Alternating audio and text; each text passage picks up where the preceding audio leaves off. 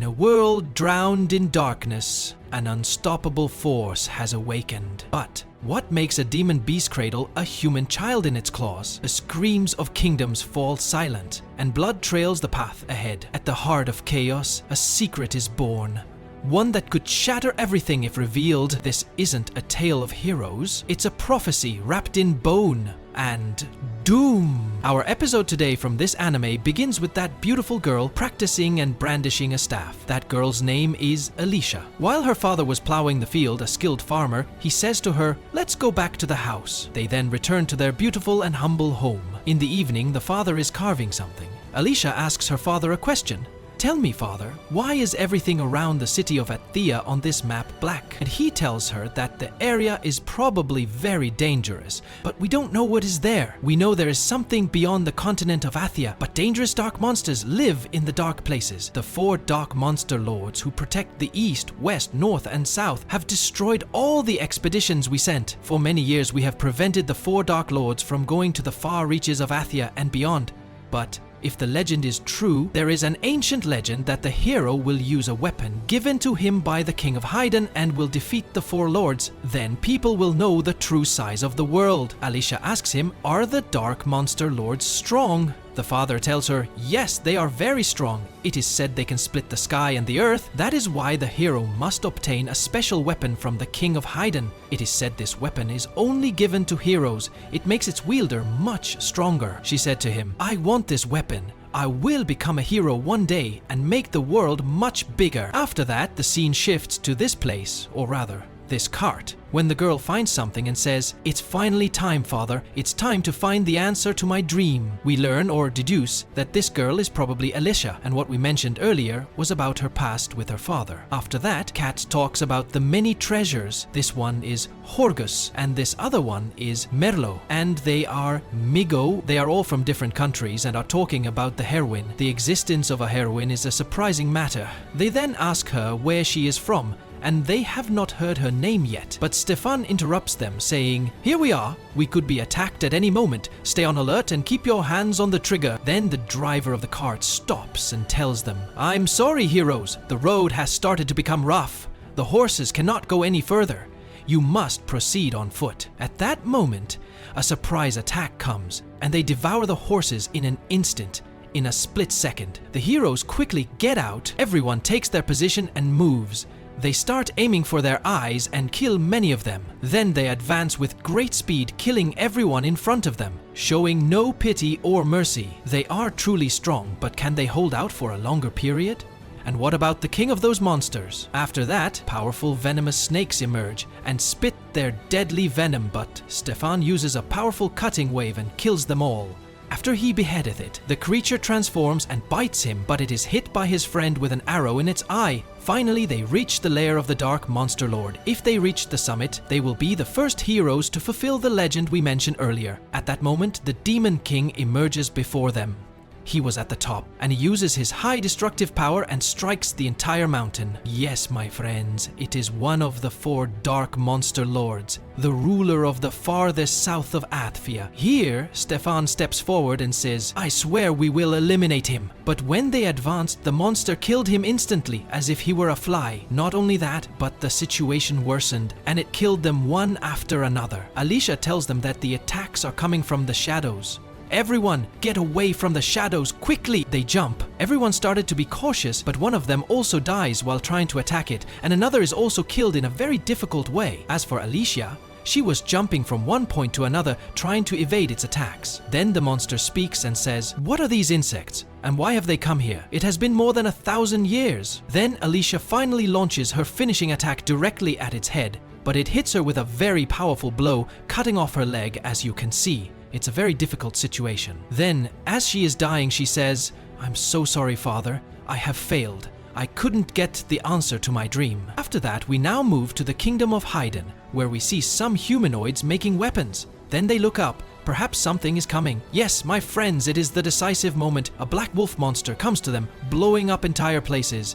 The dark monster spreads terror, destroying the land with its immense power. Then it says to them, the heroes who invaded my land said that the king of Haiden chose them. This means the king is now in that palace, but I will kill everyone who stands in my way, just as they did before. The archers try to shoot at it, but it deflects the blows with great ease. Then it rushes at full speed, wanting to enter the fortress. Everyone prepares. Yes, it is war. They get ready and bring the catapults, launching with all their might, but it has no effect on it. Nothing affects it. It is very strong. They try with it again, to no avail. At that moment, it kills them all. After that, someone enters to the king and tells him, "My lord, you must flee quickly. A dark monster has appeared near the castle, and it now wants to storm the palace." The king says, "I can guess what it is. The heroes have failed. The power of Haiden's blades, the mana power of Haiderite, was not strong enough in my generation." Then one of the soldiers said, "The dark monster has reached the castle," and asks the king to flee quickly because we cannot stop it. The king told him, "If we cannot stop him, there is no point in running. We will seal the forge. The fire of Haiden must not be extinguished." Then we see the soldiers running after each other, saying, "Open the eastern gates from the 1st to the 6th. Bring out the connected catapults from the 1st to the 6th. The 2nd connected catapult company is in position. Target the monster clinging to the castle. Target it quickly." Another soldier speaks to him saying, "But we will hit the castle. We cannot hit the royal castle with the royal catapults." The second one speaks to him angrily. "All we have to do is protect the king and the king's forge." Then the monster speaks. There was something different about the heroes. The soldiers begin to shoot arrows and weapons at it, but it blocks everything. The weapons, as I expected. Those red blades hurt my horns. Even insects can pose a threat to it. If that is what distinguishes the human race, I must see for myself before it grows stronger. We see the king open this gate, but the monster destroys it and enters the king in his palace, saying to him, "I have found you. You must be the king of Haiden." Then the king speaks to him, saying, "A monster like you has no right to use human words." The dark monster lord told him, "I may destroy the entire human race if I don't like your answer. Not just the inhabitants of Haiden, but Dond, Org, Saladin, and Pent, all the countries and inhabitants of Athia. Even if I kill you and destroy your nation, if the rest are like you, more will come to trouble my lands. So, I want to know the true nature of humans. You who wear flashy clothes and walk on 2 legs, what kind of creatures are you? Answer me." The king replied, "A monster like you will never understand." The king did not finish his sentence before the monster immediately cut off his head. The monster lord then destroys the rest of the city, saying to himself, "I will raise an army first by annihilating the demi-humans." On his way, he hears a child crying intensely. He goes to him and recognizes he is a child from Haiden. The mother then asks the monster to save him. He told her that he, Clevatess, has decided to destroy all demi-humans. "If you want to know why, it's because you gave birth to a human child in Haiden," she told him. "Children cannot choose the time and place of their birth. Whatever atrocities the adults have committed against you, that cannot be a reason for this child to die. What of one too small to even stand?" The monster lord replied to her, "From my point of view, a demi-human remains a demi-human. It doesn't matter if it's a child or an adult. He will carry a sword when he grows up and will come to harm us, the dark monsters. He will not be satisfied with his current lands and will invade our lands. Moreover, he is dangerous and troublesome. So I will eliminate him." The monster takes the small child and says, "I am still not convinced, but a human's life is but a moment from my perspective. So prove it to me." After that, we see this map. On the land of Athia, there are 5 demi-human races. The first is the Dawn race. They are the highest in number and are skilled in architecture and war planning. They built 2 great nations that split the Dawn plain in the middle of the continent, Aslian and Polit. The second of these races is the Org race, the brave inhabitants of the forest who excel in hunting and medicine. The third race is the Saladin race. They do not like to interact with other races. The fourth race is the Pent race, a barbaric race living in the desolate wastelands, individualistic but cohesively divided. The other race is the Haiden race. They are the oldest and most mysterious race. Their speciality was in the arts of refining and shaping metals. Haiden is a small country in the middle of the mountains. They are the only ones capable of making weapons from magic stones and the only ones who know the required techniques. Therefore, it is their royal family who live in the capital Hydrate who have a long history of selling weapons to the Dawn race. These days, Haiden hybrids are the most common. Pure Haidens are rare. The world extends beyond the lands of Athea, but these 5 races know nothing about it because the dark monsters live outside the lands of Athea, and their 4 lords block the way. After that, we go to Moon Mountain. We see many monsters in front of this small child, but the monster lord comes and puts the small child to sleep, saying, "I can restore his strength, but that will only delay the inevitable. It will not solve the real problem. Why is he wrapped in this fine fur? I assume it's to protect his frail body, but he will soon be covered in his own waste." The small child cries again, but the monster, "I didn't know what he wanted." The monster gets annoyed with him and throws him into this hole. Then he takes him again, saying to him, "I promise I will take care of you until you grow up if I am to decide the fate of all the demi-humans who live in the land of Adthea." Suddenly, Alisha wakes up from her sleep and wants to attack the monster lord, but she did not have a sword. The monster said to her, "I threw the bodies of your companions and your weapons to the bottom of the ravine. You are now a walking corpse, empowered by the dark fluid I gave you." Alisha is astonished, saying, "What do you mean? How can you speak the human language? Am I the only survivor?" The monster then asks her to breastfeed this infant because he is very hungry. The dark monster finds no milk in Alicia's breast, as she is a virgin. He is surprised by this, and she informs him that only a mother who has given birth can produce milk. The dark monster becomes very annoyed. Alicia asks him to kill her again and relieve her of this humiliation. He tells her that she will not die because the dark fluid runs in her veins. The baby starts crying again. The dark monster uses his power to restore the child's energy, but he can do nothing about his hunger. She asks him why he has a human child in the first place, but he doesn't answer, and asks her for a solution to quiet the child and satisfy his hunger. Alicia tells him, if he has no mother, you must find a wet nurse. She is a substitute for the mother. She produces milk if the mother cannot. If you don't know anyone, you must hire one with money or its equivalent, like these diamonds found in this mountain. A single diamond from this mountain can hire a wet nurse. Alicia thinks to herself that if she had her sword, she could attack him, but she is helpless as she cannot move her body. He controls it completely. He asks her to go with him to hire the wet nurse. She tells him, wait, you can't really go yourself. If you go in this form, you will cause a panic in the entire city, and you will never find your wet nurse. Give me the child, I will go instead. She thinks to herself, I cannot allow this monster to approach a human village. I will find a wet nurse and give her the child. The dark monster refuses, as he does not want the child to die out of his sight. But this child may not grow up to be a healthy human because I am carrying him incorrectly, and then I won't be able to decide. At that moment, the monster transforms into a beautiful woman, the same form as the child's mother. Alicia is shocked at what happened to his body. The dark monster tells her, I control the shadows. This is the form of the one who carried this child. I hid the rest of my body. He then hides his tails to become like an ordinary woman except for a horn on his forehead. He then thinks of giving himself a name,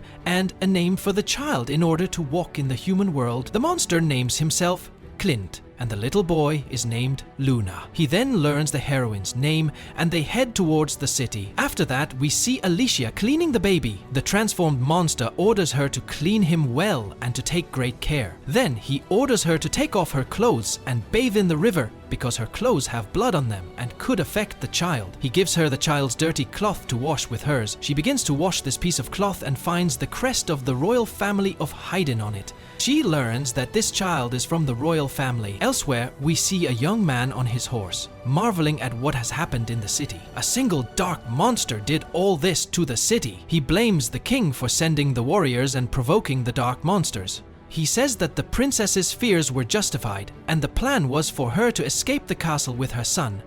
This means the little boy is the princess's son. But this young man does not know what has happened. He calls out, is anyone alive? But no one answers him. In another scene, we see a gang and their leader, whose name is General Drill. He orders one of his followers to send a messenger to inform the emperor that the legend has fallen with the destruction of Hydrate Castle and the probable death of the king. We must move elsewhere. There is a possibility of the dark monsters gathering from the south as well, since it is undefended. But more important are the secrets of making arcanasite, which only the royal family of Haiden knows. We must not let another country steal it before us. I will return to the border and restructure our armies. Then this general orders one of his followers, named Maynard, to stay here and search for survivors of the royal family and their relatives and to capture them alive if any are found. The scene then shifts to Alicia, who is shouting and holding this garment high, saying that this child is from the royal family. Only members of the royal family are allowed to bear this crest, which means this child carries royal blood. Did you know that when you kidnapped him? The transformed monster informs her, I did not kidnap this child. He was entrusted to me by a woman who looked like this form I am in now. Alicia is surprised and calls him a liar. The transformed monster replies, I am telling the truth. I found him at the destroyed castle. I destroyed the castle while I was killing the king of Haydn. Alicia is very surprised that he has killed the king. That's because you attacked us first, he states. Alicia tells him, if the king is dead and this child is from the royal family, everyone will be looking for him. That's because the art of making arcanacite is said to be something only the kings of Haydn can do. The transformed monster realizes that this craft is the one used to make the weapons they fought him with. I was wondering why I decided to raise this child, but I understand now. He carries the fate of a bloodline he cannot resist. This is also interesting. Then I will make him a king, and I will support his rule from the shadows. I had no interest in conquest, but if I am to observe the demi-humans, I prefer to do it from a high position. It would be amusing to place my servants in power as well, so that I can destroy them whenever I wish. Alicia becomes very frightened by these words and thinks a lot about them and what the fate of the world will be. But he is very interested in this child. If the child were taken from him or killed, he would likely kill all humans. I must prevent that. This is my last mission as a hero. They continue walking in search of the wet nurse. Suddenly, bandits emerge, and one of them attacks the transformed monster off guard. Alicia warns him, but he takes the blow to his head. The rest of the bandits surround them. Alicia says with disgust, they are bandits, and their fate is certain death. But suddenly, something strange happens. Blood flows from the transformed monster. He falls to the ground, bleeding profusely. Alicia is shocked by this situation. One of them hits her on the head, and she too loses consciousness. They capture them all. What will happen in the next episode? What is the fate of Alicia and this transformed monster? Is this a trick from him, or is he very weak in this form? This is what we will find out in the next episode. So stay tuned, but we ask you to subscribe to the channel and activate the bell icon to receive all that is new. The episode begins with Alicia waking up inside a carriage. She's tied up, a prisoner, along with Klein and several other captives. However, Klein appears strangely calm, almost as if none of this phases him. Alicia, confused by his attitude, leans toward him and asks, "Why are you so calm? Aren't you worried?" Klein glances at her with a faint smile and replies, "What matters most is that my little girl, Luna, is safe." She cried for a bit, then fell asleep. Alicia blinks, taken aback by his composed tone. She edges closer and whispers, "What exactly is going on here? Why did that blow you took before we were captured knock you out so easily? You're clearly not as weak as normal humans, especially after seeing you transform before." Klein chuckles lightly, as if amused by her question. "That's not exactly true," he admits. "I was surprised, that's all. I underestimated how fragile this skin, this human body is. Far weaker than I expected." Alicia frowns, then glances around before leaning in closer. "Then why don't we escape right now?" she asks urgently. But Klein shakes his head, his expression serious yet oddly amused. "No, not yet. I'm human now, and I will stay this way until Luna takes her rightful place as queen. Besides, I want to see the nature of humans up close for a little while." He looks at her and calmly says, "So, tell me, Alicia, what's happening here?" She sighs deeply and answers, "We were attacked by bandits. Seems like they plan to sell us to slave traders. These thugs are the worst of the worst. They wouldn't hesitate to use dirty tricks to get what they want." She glances at him with a hardened look. "But don't think all humans are like these filthy scumbags. There are plenty of good people too." Soon the carriage comes to a stop. The captives are dragged out, one by one. Suddenly, one prisoner makes a break for it. But before he even gets far, one of the bandits swiftly stabs him with a knife, killing him instantly. The bandit turns to the others with a twisted grin and snarls. Anyone else tries to run, they'll die just like him. Fear and dread spread among the captives like wildfire. Then one of the bandits roughly grabs Alicia and drags her off. The scene shifts. We now see a woman named Carmi calling out to Klein, surprised to see him carrying a baby girl. She calls him inside her house and offers him a place to stay. Carmi then calls for her maid Neil, saying, She takes care of the little ones around here. Later that evening, we're taken to the room of the boss, Roku. A guard enters with Alicia in tow and calls out to him by name. Instantly, Roku's face darkens with fury. He slams his fist down and barks, "Don't you ever call me by my name. You address me as boss. President Roku now. Zazak, the previous boss, disappeared and I took his place. If you refuse to address me properly, you won't just lose your job." He grins darkly and adds, "Beastie will handle you instead." The room grows quiet as the monstrous creature known as Beastie steps forward,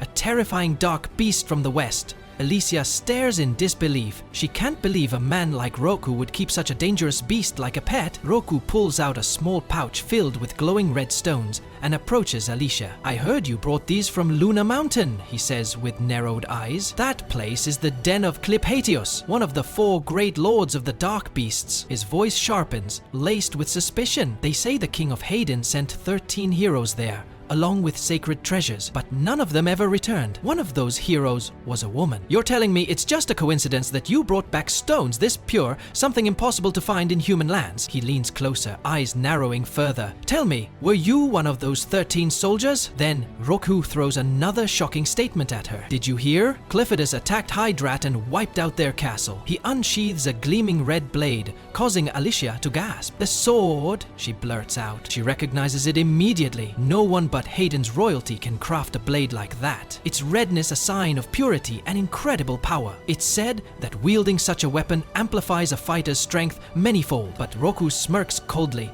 "Oh, this? It's fake." He casually waves the sword in front of her. "We don't just sell slaves here. We sell counterfeit weapons too. Most people are too dumb to tell the difference between real and fake anyway." He then explains there are only 2 ways to obtain the sacred treasures. Either become a hero, officially recognized by the king, or steal them from a dead hero. And frankly, that's the easier option. He chuckles darkly. "Most heroes die at the hands of dark beasts in their lands anyway. Their bodies are never found." Then Roko stares directly into Alicia's eyes. "So, where's your sacred treasure? And where are the other 12? Alicia clenches her fists and stays silent. Roku's smile fades. He orders his guards, "Make her talk. Tomorrow she's leading us to the sacred treasure. She's our key to finding all 13. The guards drag her away. Later, we see Klein working in the local tavern, serving food and drinks as part of his cover. The customers mock him openly, laughing at his pale, fragile appearance. Nearby, Carmi chats with her friend about Klein. "It's strange," she whispers. "I thought he had orc blood because of the horn on his head, but his body's too weak, too frail.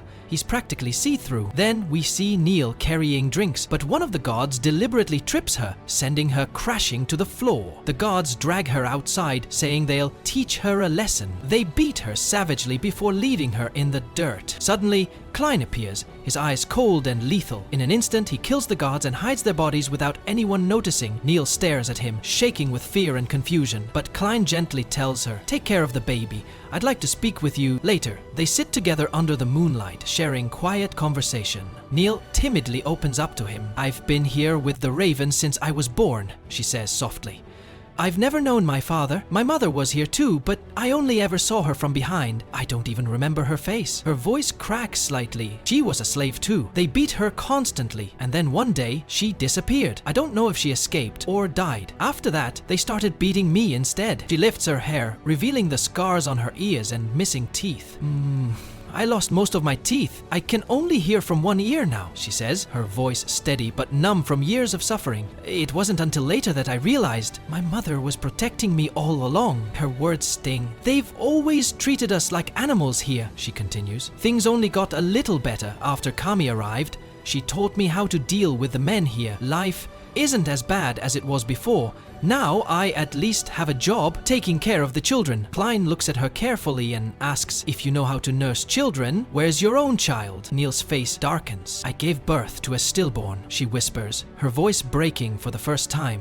"When I realized my baby was gone, it was like my whole world turned black. I felt like I was sinking, falling deeper and deeper, wishing I could just die too." She wipes away a tear and forces a small smile. "But then, when I started taking care of the other children here, I realized maybe I was born to protect little ones like them. Sometimes I even imagined they're mine." Klein watches her in silence, his gaze softening slightly. Finally, he asks, "Would you come with me? I need someone I can trust to take care of Luna, and she seems to like you too." Reflective thought. If you were Klein, would you really be able to stay calm in such a situation? If you were Nail, would you have had the strength to survive that life? Sometimes, the weakest people hide the strongest hearts. Neil thought deeply about Klein's offer, staring at him in surprise.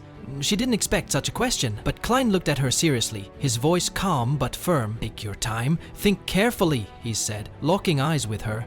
"But I want to hear your answer. Will you come with me, be Luna's nursemaid, and leave this place? Or will you stay here, serving slave owners who people say are nothing more than scum?"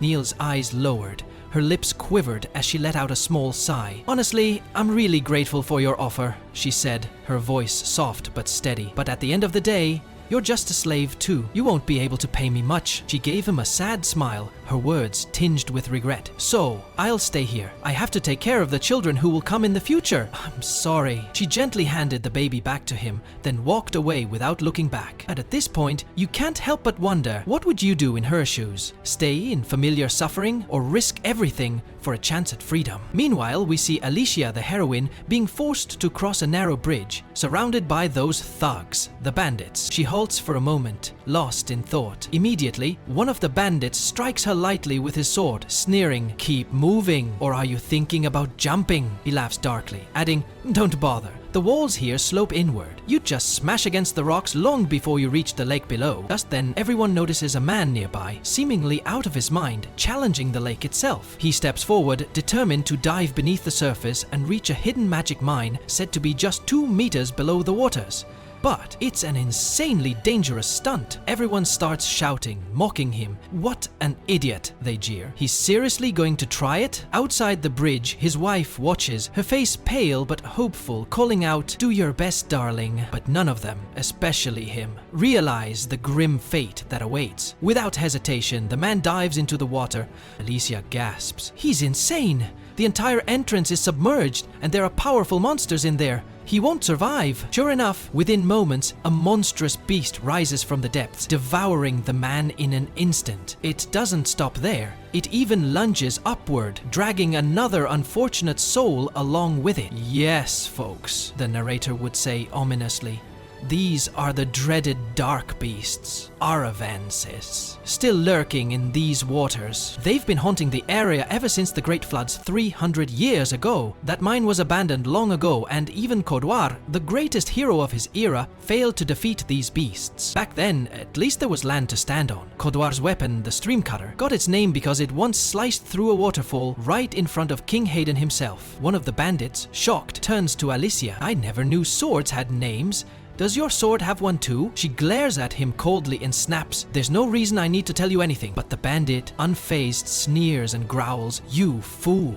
You promised them freedom, didn't you? And yet, here you are, tying ropes around your slave and dragging him along. Doesn't that mean you never intended to set him free?" His voice drips with venom. "I can already guess what scum like you think. You're just like those Zionists, making empty promises that you'll never keep." Alicia glares at him, but doesn't answer. Another bandit laughs mockingly. "Stay out of other people's business, girl," he taunts. "Focus on your own mess. You'll never escape. You've got shackles on your wrists and iron balls chained to your ankles." He points down, and you're standing on a bridge with nowhere to go. On the other side, there are even more people waiting for you. The whole crowd begins laughing loudly, eager to watch the heroine fall. "Oh yeah," one of them grins wickedly. "I can't wait to hear Miss Heroine squeal like a pig." Suddenly, a deranged-looking thug jumps out in front of Alicia, rocking the bridge violently. The others scream at him. "Hey, idiot, you'll break the bridge. Stop acting crazy." But the thug just laughs maniacally. "I don't care," he shouts. "All I see is a woman I want to strip and defile right here in front of everyone." His words send a wave of rage through Alicia. Her eyes blaze with fury as she struggles violently against her restraints. Suddenly, with a burst of strength, she manages to partially free herself. With a single fierce strike, she smashes the pervert with enough force to break the ropes holding the bridge together. The ropes snap. Both Alicia and the thug plummet into the abyss below, their bodies falling out of sight. And just like that, silence. 2 corpses falling together into the dark unknown. Is this the end? Could this really be how the story concludes? Find out in the next episode, the narrator teases ominously. But before you go, don't forget to subscribe and hit the notification bell to make sure you don't miss what happens next. Hello my friends to this legendary anime. If you haven't heard the first and second episodes, I'll leave the link for you in the first comment. Our episode today begins with the bandits after they threw Alicia, leading to her death. They're trying to figure out what to do, because if Fruko finds out she's dead, he'll kill them. She was supposed to lead them to the 13 sacred treasures. Then suddenly we see Alicia opening her eyes. She's alive, but she can't feel anything in her body. She wonders, what's happening to me? What happened to my body? Are my bones shattered and embedded in something? What is all this blood and what can I do? If I don't do something, these thieves will get to me. Suddenly, blood pours from her head and forms into the shape of the demon Clevatess. He says to her, "You've bled a lot, you fool." Alicia is surprised and asks him, "Why do you look like a little puppy?" He tells her that his form is determined by the amount of dark fluid. The dark fluid is what's keeping her alive, and if she loses it all, she'll die instantly. He tells her, "Of course, as long as you're worthy of staying alive, I'll force it back into your body if I have to. And if you do that, anything that wasn't completely lost will be restored as it was." She asks him, "Why didn't you do that? Did you abandon me?" He tells her he found the perfect nurse for Luna while they were separated by the bandits. This nurse's name is Nell, and she works with the thieves. From the perspective of a dark monster like him, she isn't treated well, so he thought she would gladly accept a job offer. But she refused his offer without a second thought. He asks her why she did that. Alicia tells him, "It's because she must think you're a slave with a child, so she didn't trust your words. Thieves like these don't let anyone go, so she was afraid to leave with you because they would follow her and kill her. The surest way is to crush all of those thieves. If you do that, no one will follow Nell, and she'll accept your offer." He tells her that he can't let anyone know he has left Mount Luna. He doesn't want anyone to attack during his absence or wonder why he's here, especially while raising Luna. He then orders her to be the one to do it, to slaughter those thieves who call themselves the Crows. No one would suspect a hero taking out a gang of bandits. Alicia tries to refuse, but Clevatess gives her no choice and re-enters her body in the form of blood. We see her body begin to heal and her broken bones mend. Just then a group of thieves arrives and is shocked by what has happened. They decide to capture her alive and force her to tell them the location of the 13 sacred treasures. One of the thieves attacks Alicia. As he's about to strike her with his sword, she grabs his hands, hits him, takes the sword, and prepares to fight. Then we see Klein holding Luna, telling her he will try to convince Nell one more time to be her private nanny. Next, we see Nell returning home. Carmi scolds her for being late. Nell tells her she was late because she was nursing the baby.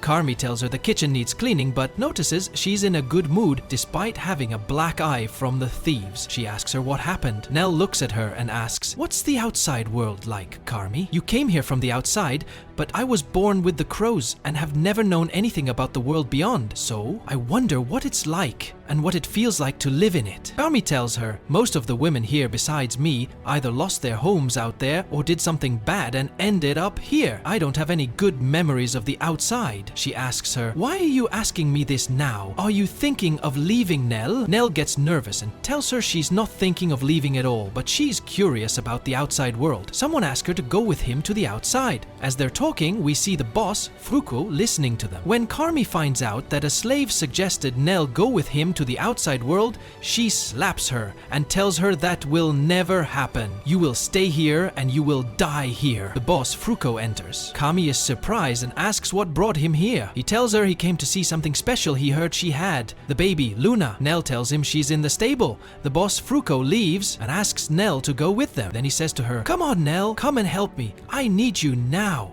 Wait, sir, you shouldn't take her," the other woman said, seemingly well aware of the consequences. She told him to wait, but he just glanced at her and paid her no mind. Then they left. Innocent Nell did not know her fate. Write for us in the comments what you think Nell's fate will be. After that, the woman who is Nell's friend gets angry and says, "Damn it, she's the only one who can nurse the babies. How are we supposed to fatten them up now? Do they think just any woman can breastfeed?" At that moment, Klein, the demon king, appears, holding the baby Luna. The woman tells him that he can't get any more milk. The wet nurse is gone for good. She ruined it for herself, wishing for something she could never have. It's her own fault. He asks her, "What does that mean?" And so the woman tells him everything. The scene quickly shifts to the gang leader, or the leader of the slaves, with Nell.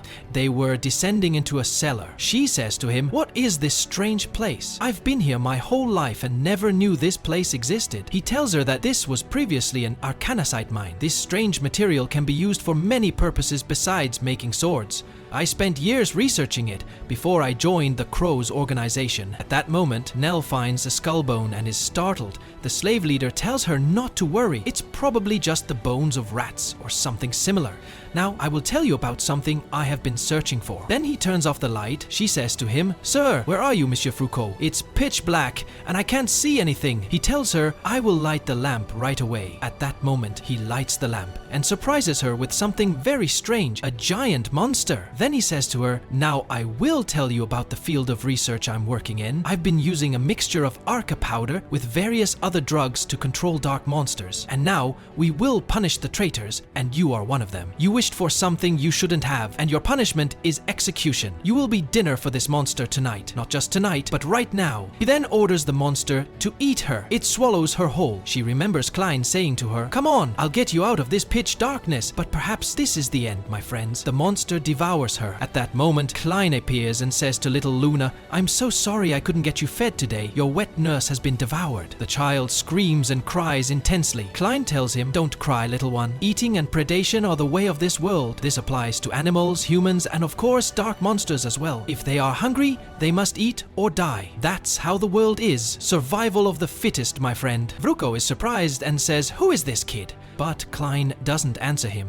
He looks at the big monster and says, "Perhaps he will get his punishment now." But the slave leader orders the monster to devour Klein. The monster, however, was terrified. It started thrashing left and right, and at that moment, Nell emerges from its bowels. Here is the translation of the provided text into American English. Betty then vomits up Nell. When Klein looks at her, he can see she is barely breathing. He places Luna beside her, explaining that he neutralized the monster's stomach acid. He wants Luna to stay by Nell's side to grant her peace in her final moments. At that moment, Nell, holding Luna, moves away. The slave leader asks him, "Where did the woman and child go? What trick did you use? Is it some kind of magic?" Klein doesn't understand what he's talking about. The slave leader angrily orders him not to play dumb. "It's true that magic is still a new field," he says, "but don't think I'm just some stupid old man. My generation invented the fundamentals of magic." He tells him to watch, as he will teach him the basics. He explains that the powder is made from arcanicite, some herbs, and the crushed larvae of a long-legged parasitic fly. These larvae have the effect of destroying the mind's ability to think, allowing him to control it. "Of course, it took time to refine," he says. "The only thing I can completely control is a female troll, but one day I will control all the dark monsters. This is my magic." He explains that magic is the term he uses for a new technique that allows them to use arcanicite to control any natural phenomenon. At that moment, a foul smell comes from the vial. Betty smells it, and the slave leader orders it to crush Klein. Betty charges at Klein, hitting him in the face with a powerful blow that makes him bleed. Klein gets incredibly angry because Alicia never told him anything about magic. The scene shifts to Alicia, who is striking down the men. She remembers a time when she was playing with her father. He tells her that her fist must be strong, but her wrists relaxed when striking with a sword. Alicia asked him how she could become stronger. Her father told her that she must never hesitate to hurt her enemy, never hesitate to use her techniques, and never hesitate to endure pain. Hesitation makes the body rigid, and that stiffness makes her strikes slower and weaker. Once the stiffness disappears, she becomes much stronger, and most importantly, he said, "Trust your sword." We return to Alicia striking down the men. Everyone is amazed at her strength, wondering if she's even human. "If we can't beat her with technique, we'll beat her with numbers," one man says. He attacks her and shatters her sword. "These swords are too brittle," she says, unfazed, and gets up again. She then flees from them quickly. "There are too many of them, more than 50 men. I can't fight them all non-stop. Even if I'm immortal, my energy is draining fast. In fact, it seems the dark fluid that heals me is using up my stamina. What will happen if I get too tired to run and they catch me? They could do anything to me and I wouldn't die. Who knows what horrors they might inflict? I have to end this quickly. I need that legendary sword." She keeps running and they chase after her. One man notices where she's heading. "She's going towards the jumping platform," his friend replies. "She can't be that stupid. That lake is full of the dark monsters that killed the legendary hero.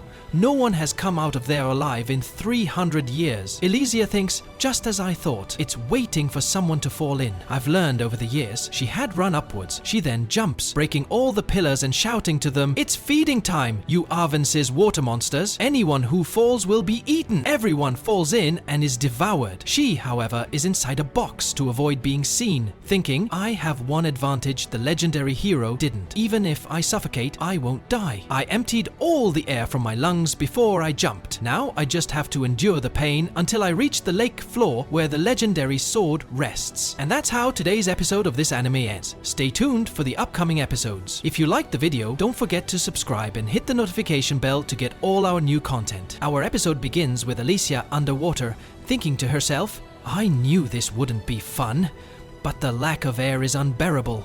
My head is going numb, I can't see clearly, and my body is screaming at me to move, to survive. Even though I know I won't die, my instincts fight to keep me alive. I have to hold on until I find the sword." Alicia reaches the bottom, where she sees a glowing red light and swims toward it. "My body feels so heavy, completely numb like lead. But once I get the sacred sword, it'll make me stronger." As she nears the sword and reaches for it, suddenly, a massive red eye opens.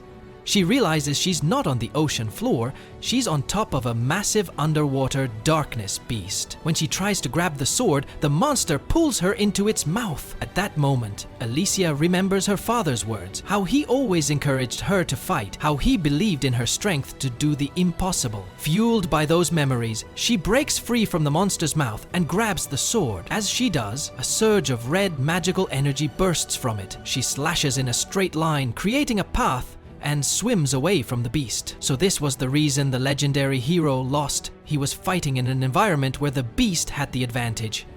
A monster this huge, it's hard to believe it's even from this world. She realizes this must be one of the ancient dark beasts, said to live for tens of thousands of years, rarely seen, sleeping deep beneath the earth. Likely it was accidentally awakened while mining for arcanicite. Kodwar, the hero, lost without even realizing what he was up against.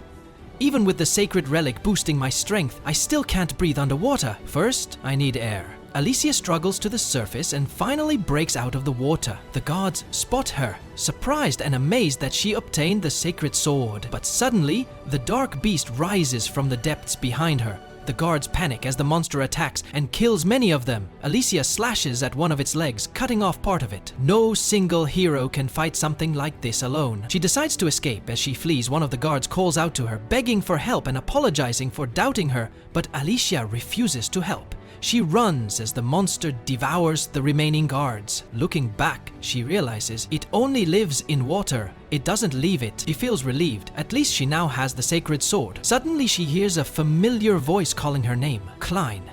He's not physically there, but is speaking to her through dark fluid communication. I didn't see it myself, but my blood tells me, "You've succeeded. You got the sword." But it must been rough. She tells him she ran out of oxygen and had to fight an ancient beast, and is furious that Klein didn't help her when he sensed something was wrong. He apologizes and explains, "I was dealing with a small problem. Well, part of that problem is why I'm stuck in this human form, and I'm struggling with a technique I've never seen before. But tell me, why did you hide the existence of magic from me? I'll have to punish you for that when I see you." Meanwhile, we see President Veruko running away from Klein, baffled by the boy's incredible power. What school did this kid even go to? What kind of monster is he? While escaping, Veruko trips and sees Neil lying unconscious on the ground, with the little girl, Luna, beside her. Back to Alicia. She finally meets up with Klein and asks, "What's this smoke?" Klein, noticing the sword in her hand, says, "That sword in your hand. What is it?" Alicia, angry, replies, "I'm not letting go of it. I risked my life to get it." Klein brushes it off. "Fine, doesn't matter.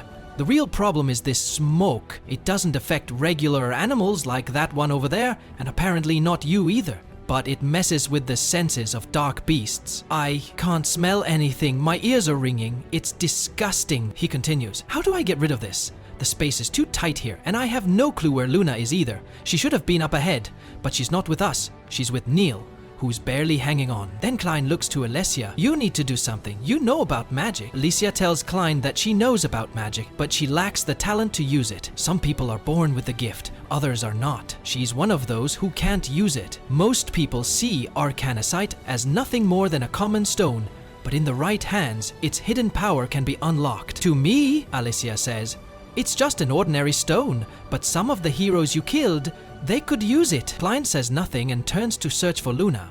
Alicia asks him, what will you do if she's already dead? He answers coldly, nothing, but if she is, then I'll lose all interest in humanity, and I'll destroy everything. Alicia suddenly understands. Luna is the only thing keeping Klein from wiping out humanity. They begin searching together. Soon, Alicia finds a trail of blood. Klein explains that Neil had been bleeding badly, and though he tried to stop the bleeding, she should never have moved. Either she crawled somewhere, or something dragged her. Either way, she can't have gone far. Cut to President Veruko carrying little Luna. Nearby, Neil lies barely conscious, grabbing onto his cloak, refusing to let him take Luna. Veruko, growing frustrated, starts hitting Neil to make her let go, but she refuses. Then, in a chilling moment, Veruko draws his sword, deciding to cut off her wrist if necessary. He knows Luna has magical energy and is determined to escape with her. At that moment, Alicia arrives and shouts, "Stop!" Veruko turns, shocked. "What happened to my elite guards?" he asks. Klein responds simply, "They're dead." Enraged, Veruko warns them not to come any closer or he'll cut off the girl's fingers. Alicia quickly tells Klein not to intervene. This is her fight. She offers Veruko a deal. "I'll give you something more valuable than the girl." She reveals her sacred sword and says, "I risked my life to retrieve this from the bottom of the sea. You can have it in exchange for Luna." She throws the sword, lodging it deep into the nearby rocks. Veruko laughs, stunned. "I never imagined a hero would throw away a sacred treasure so easily. This confirms it. The girl has royal blood. Hayden blood. I was never gonna give her up." Then he demands more. "If you want her back, tell me the locations of all the sacred treasures." Alicia answers calmly, "All 13 sacred swords are hidden in the Great Cave, deep within Luna Mountain." Greedy and convinced, Veruko casts an invisibility spell, vanishing with Luna in his grasp. But Alicia closes her eyes and smiles. "I know exactly where you are." She had heard Luna crying, and it gave away his position. She grabs her sword, slashes through the air, and cuts Veruko in half, killing him instantly. She retrieves Luna and hands her to Klein. Alicia then turns to Klein and asks, "Can you save Neil? If Luna's alive, it's because of her." Klein hesitates. "I can only control one body through dark fluid at a time. Neil is missing many vital parts. I'd have to pull from somewhere else to repair her." Alicia's voice hardens. "Then do it." Klein warns her, "If I do, you'll die." Alicia doesn't blink. "I don't care. I'm a hero. My duty is to sacrifice my life for the future of the people I swore to protect." Klein nods. He draws the dark fluid from Alicia's body, and she collapses to the ground. Alicia dies. Neil's broken body begins to heal. She gasps awake, surprised she's still alive. Klein tells her, "Say the hero, Alicia. She gave her life to bring you back." But then something strange happens. Alicia's body begins to move. Her wounds close. She breathes. She's alive. Again, Klein, holding Luna, turns to Neil and says, "From now on, your name is no longer Neil. You're Neil Rue, and you'll be coming with us wherever we go." Niloru beams with joy and agrees, and that's how today's epic episode ends. For more episodes, don't forget to subscribe and hit the bell icon so you never miss an update. Our 5th episode begins with a tense moment between Klein and Alicia. He calmly informs her that he must confiscate the holy sword. "It's far too conspicuous," he explains, his voice low and serious. "Carrying a weapon of its power and fame will draw every eye towards you, inviting dangers we cannot afford." Panic flashes in Alicia's eyes. "No, you can't," she protests, instinctively clutching the hilt. The sword was a symbol of her purpose, but Klein remains unmoved by her plea. With a swift, almost imperceptible motion, he neutralizes her grip and the sacred blade vanishes into his keeping. A profound sadness washes over Alicia's face. "I will return it to you when you truly need it," Klein promises, his tone softening slightly, though it does little to comfort her. Just then, Niloro arrives, holding the small child, Luna, by the hand. Luna is dressed in a fresh set of new clothes, looking brighter than before. "We're ready, Klein," Niloro announces, indicating the surprisingly large number of bags strapped to her back. "I've gathered everything we'll need for the journey." Alicia looks at Niloro, then at the heavy load she carries with impossible ease. "Isn't that an immense burden for you? And carrying Luna as well?" she asks, concerned. A small smile touches Niloro's lips. Actually, I feel lighter than I have in years, she says. It is then that Alicia understands. Klein had not just healed Niloro, he had fundamentally changed her. A significant portion of her frail, damaged body had been replaced with parts from what must have been a powerful, muscular being, granting her superhuman strength and endurance. Sensing Elia's thoughts, Niloro steps closer. If you wish, I could carry your shield and armor as well, she offers kindly. Alicia manages a weak smile. Thank you, Nilaro, but I don't have a sword anymore. Ah, Nilo's eyes light up with an idea. Kami once told me that the old chief, Furoku, kept all the best swords locked away in his office. If you need a good blade, you could probably sneak in there and take one. A spark of determination returns to Alicia. She turns to Klein. May I? I'll be quick. I just need one sword. Klein considers it for a moment, then nods his approval, seeing it as a necessary step for her to regain her confidence. As Alicia hurries off, Klein and Niloro begin to walk, with Luna between them. Alicia is incredibly strong, Klein remarks, looking in the direction she went. She single-handedly eliminated the bandits that plagued this area, leaving this place completely deserted. Niloro gazes at the desolate buildings around them. I won't miss anything here, she says, her voice laced with a deep-seated melancholy. I have never known any happiness in this place. It is merely where I lived with my poor mother. My only regret is that I never had the chance to say a proper goodbye to Carmi. Suddenly, the air shifts. A figure descends from the sky, landing before them with a silent, powerful grace. A man with an intense aura fixes his gaze on Klein. I've found you, he says, his voice echoing with contained power. Meanwhile, Alicia has successfully broken into Furoku's office. She quickly finds a small stash of money, which she takes for their journey, and then discovers a rack of weapons. She selects a well-crafted longsword. It isn't a holy sword, but it is strong, sharp, and feels perfectly balanced in her hand. As she is about to leave, the wall of the office explodes inward in a shower of stone and debris. Klein stumbles into the room, followed by the menacing stranger from the sky. Without hesitation, the man launches a vicious attack on Alicia. She immediately recognizes his immense power, but her training takes over. She moves with fluid grace, parrying and dodging every one of his lightning-fast strikes. Her skill clearly surprises the attacker. Realizing she is more than a common warrior, the man unleashes more of his true power. A dark energy envelops him as he strikes her with a blow so forceful it sends her flying through the shattered wall and out of the building. He appears before her as she struggles to her feet. All I want is the child, Luna, the man states coldly. Give her to me and I will let you live. Alicia rises, her eyes blazing with defiance. Do not underestimate me, she declares, her voice ringing with authority. I am one of the holy heroes. Concentrating her sacred energy, she channels it into her new, mundane sword. The steel blade begins to hum and glow with a brilliant, holy light. She lunges, attacking the man with newfound power. She is about to land a decisive, possibly fatal blow, but just as her blade is about to connect, an invisible force slams into them. The air grows heavy, and both she and the Dark Warrior are frozen in place, unable to move. Alicia turns her head with immense effort and glares at Klein, her eyes filled with rage and betrayal. Why did you stop me? This is all a misunderstanding, Klein says calmly, stepping between them.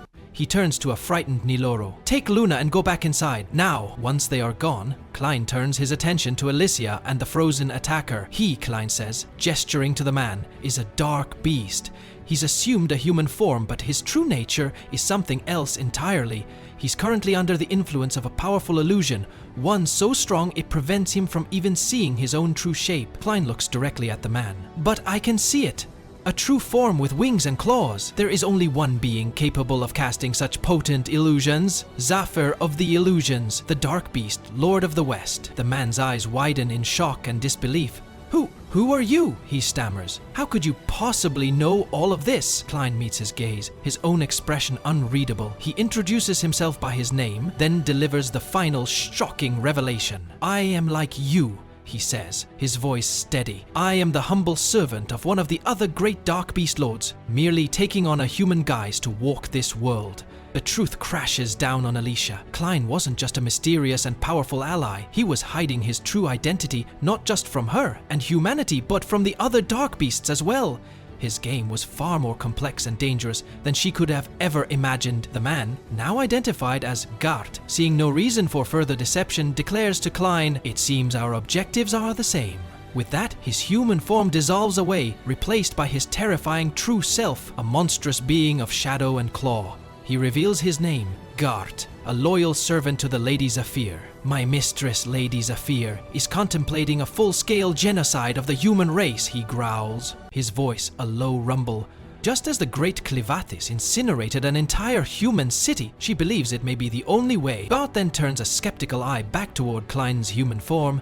Now prove to me that you're truly one of us. Show me a sign that you are a dark beast. In response, Klein doesn't undergo a full transformation. He simply allows a single, powerful, armored tail to manifest behind him, whipping through the air with menacing force. For Gart, who recognizes its power, this is proof enough. He reverts to his human form, the monstrous features melting away as if they were never there. Alicia watches this exchange in absolute terror. She is standing before not one, but two dark beasts, beings of immense power, who can masquerade as humans with perfect ease. A horrifying question floods her mind. How many others are there? Are they everywhere? This revelation shatters her worldview.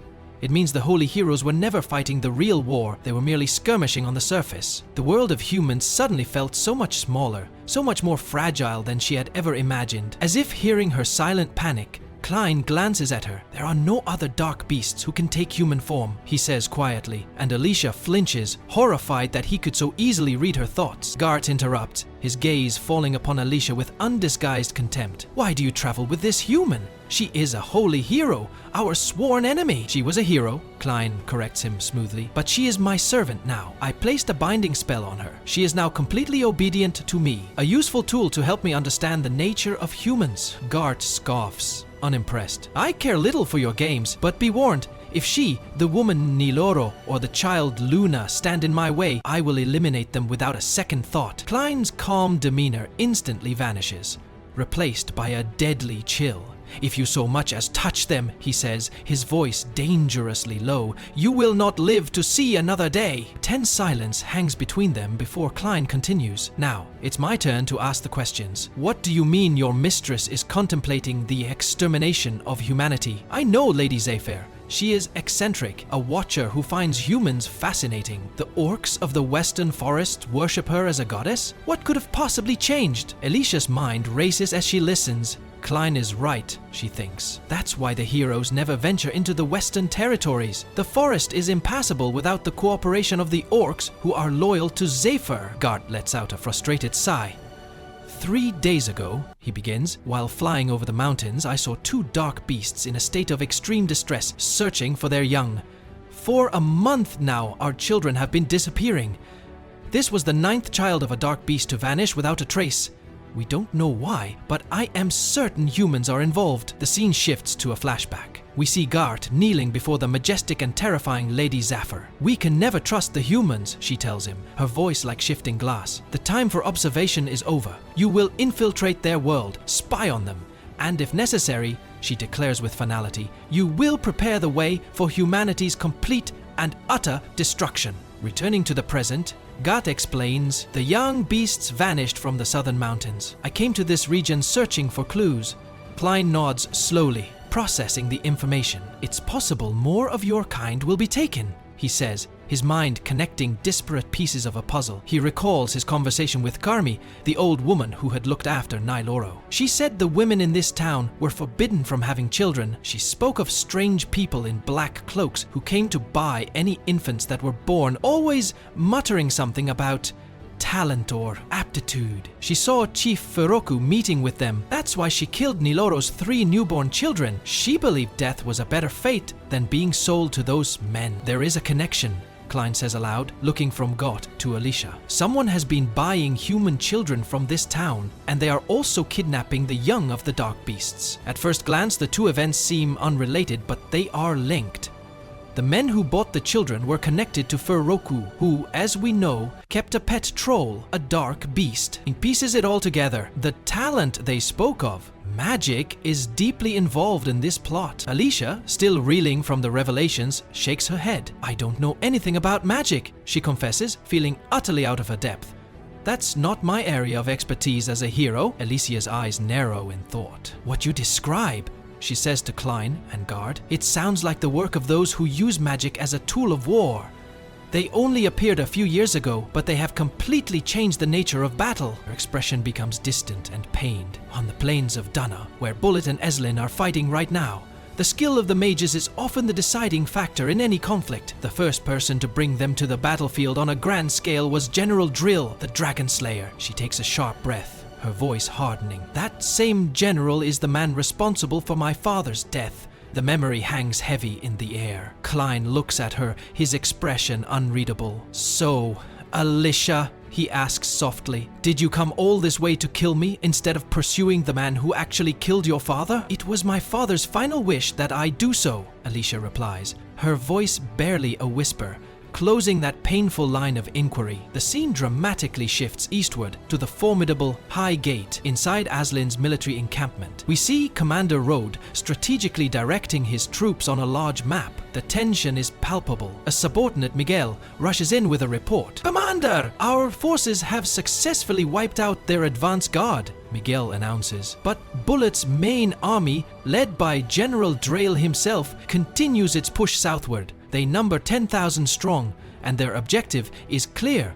They intend to occupy the city of Hayden. Rhodes slams his fist on the table in frustration. We only have 6,000 soldiers. It's not enough, he declares. It will take Drail's army 3 days to reach us, and they are marching directly for High Gate. This fortress has a large gate to the east and a smaller one to the west. We will fight with all our strength, but victory requires Hayden's cooperation. We sent messengers days ago and have received no reply. It's clear the situation there is dire. Commander, Miguel asks, lowering his voice, are the rumors true? That the dog beast Clevatess attacked Hayden Castle? I believe they are, Rode confirms gravely. And in response, they sent General Drail, their most powerful commander. It's likely they are after the royal family's smelter. With that smelter, they could forge a new sacred treasure. It would be a catastrophic loss if they were to take it. He leans in closer. Furthermore, the royal smelter is the oldest known magical artifact in the world. Anyone who studies the arcane arts would desire its secrets more than anything else. At least, that's what I've been told. Miguel's face pales. Bullet's magical forces are already far stronger than ours. If they get their hands on that smelter, the consequences would be horrifying. We have to stop them. Just as he finishes speaking, a guard bursts into the tent, breathless. Commander, the Great Eastern Gate, it's opening right now! The scene cuts to the massive gate, which is now wide open. Standing there, flanked by his elite soldiers, is the imposing figure of General Drail. Before him kneels a man cloaked in shadow, the scout, Maynard. King Hayden has been killed, Maynard reports, his voice raspy. The Crown Princess is safe in another location. The problem now is the 6-month-old infant son. He is the only child confirmed to have the royal bloodline. Maynard looks up, his eyes gleaming. A boy with black hair took the child and they are now missing. However, my crows have just informed me they found an infant from Hayden matching the description. A cruel smile spreads across General Drail's face. He places a hand on the kneeling man's shoulder. Maynard, he says, his voice a commanding boom. You are the most powerful mage in my army. Go now, find that boy, and bring him to me. And so our episode today comes to an end. To follow more of our episodes, please subscribe to the channel and activate the notification bell to receive all our latest updates. Episodes begin today with that mystery where Clin was very angry, transforming into his true and fast form, but we do not know where he is going. The matter is perhaps very dangerous, harder than you imagine. On the other hand, we see Elisa and Ya with those people. She was in a great confrontation among them. On another side, we see the small child Luna crying, and we see that witch. Perhaps she is a very powerful witch, as she says about herself. As for Nero, she was afraid, and she is Luna's wet nurse. Nero is surprised how that witch got here, and she told her that she used that axe before you to fly. As her power allows her to control gravity, I can attract or repel anything made of iron, which means that if I hold the wooden handle of this axe and push it, I can fly. I will tell you about the eastern lands where there is a turtle with an iron shell, which is the source of that magic, according to what I've heard. You can strike it with a steel sword, but it will stick to it and will not come off. And if you use a stone spirit, its iron shell will push it away, meaning that turtle is difficult to deal with. This turtle is not the most wonderful beast you can own, but but each person has a type of power that distinguishes them. Then she takes out that small crystal, and Nero asks her, "What do you intend to do to us? Will you destroy this chamber?" She told her not to worry, that it is just a medicine that reveals the talents a person possesses. If you have a talent, the color of your eyes will change, otherwise you will vomit blood and die. If that child comes from royalty, it is likely he will have it. Then she tries it on the child, and Nero screams and tells her, "Stop!" Alisa hears her and runs to them quickly. But that boy was very strong and tells her, "Woe to you, stop, you will never enter." Then he destroys this place on her, then says, "It's time to get rid of you, swordswoman." On the other hand, we see Nero screaming and telling her, "Stop! You cannot destroy the life of a small infant child. This is not right. This is not ethical in any way." Nero tries to pull off these iron bars, but the witch tells her, "Don't waste your time. These bars would need 2 charging bulls at their full strength to be able to destroy them." But Nero did this with all ease and destroyed the bars. This was also from the intensity of her anger. Meanwhile, we see Alisa saying, "I will never be defeated this easily." Then she descends upon this beast and eliminates it and runs quickly to enter where Luna is. She enters and finds Nero holding the small child while the witch is lying on the ground. Alisa asks her, "Who destroyed this big hole in the chamber?" And Nero told her that she was the one who did it, and that, "I pushed them with all my strength and blew this place up." Alisa is surprised and tells her, "How could you do this? But in the end, we must protect Luna, for they want to take him from us by any means. And when Clin returns, he will take revenge on them. And now, you must trust me and hold me well, because we will jump down." Then they jump and meet more insects, and Alisa cuts them all up as if they were flies. Then they run while the witch gets up and confronts them again, but they escape in the end. And the witch wonders why that woman has such complete power. Then we see Nero and Alisa as they run in the forest at their speed. They would be able to get out of the town directly if they were lucky, but they find a large wall of insects. He should have left them from the beginning. Alicia used the dragonfly technique several times, but she won't be able to kill them all. Nero asks her what they will do now, and Alicia replied that they must find a place where the insects cannot enter. Then they run away to find this place. After that, we switch to Minard with his friends. His female friend informs him that Alicia and the one with her have escaped. Minard asks her if she tested the child and found out if he has magic or not. She told him that she didn't do that because a very powerful woman was with them and was able to stop her. Minard gets annoyed because they underestimated their enemies, as the woman with the sword and the eye patch is a great hero in Aricia, one of the 13 heroes. He was there when General Driel fought her father, so he is sure of this. Furthermore, a hero like her would not travel with an ordinary child, so this child certainly possesses magic, which means he is in the right place, and there is no need to conduct any tests. Then he becomes very happy because he will torture them severely. Then he asks his friends to gather all the town's residents in the main square. When the townspeople hear that Minard wants them all in the town square, they wonder why Minard and his soldiers want them to gather. Minard's soldiers are only 4 people, but the rest of the townspeople are armed, and even if they weren't, they are not at all afraid of these insects they unleash. If they wanted any fight, everyone is ready for it. But if Minard tells them his plan for this town, they will be with him. Minard scoffs at them and then tells them that the first thing they need to know is that if their king had not died after his reckless maneuver, they would not be here, and perhaps they seem like an invading army to them, but this is not true. They came here to protect them and to protect their people, as the master of the dark beasts attacked the capital of this country, and if he returns, this land will fall into the hands of the dark beasts again. It is clear that Hayden has no way to deter him, so they will do everything in their power to protect the human world, and they did not come to steal anything from them. The townspeople asked him about these insects, and if they had actually killed anyone with them. Minard replied that they had indeed killed one of the townspeople with these insects, but it was just an unfortunate incident, and this person was a girl who was a traitor to Hayden and an enemy of humanity. That is why he uses the insects, as it is his only way to catch this girl. They asked him about this dangerous criminal, as they know she is dangerous only to Minard and his soldiers, and was not dangerous to them. Minard told him that she is their enemy too, as she is one of the 13 heroes who caused. Everyone is surprised when he tells them that she is Alicia Glenfall,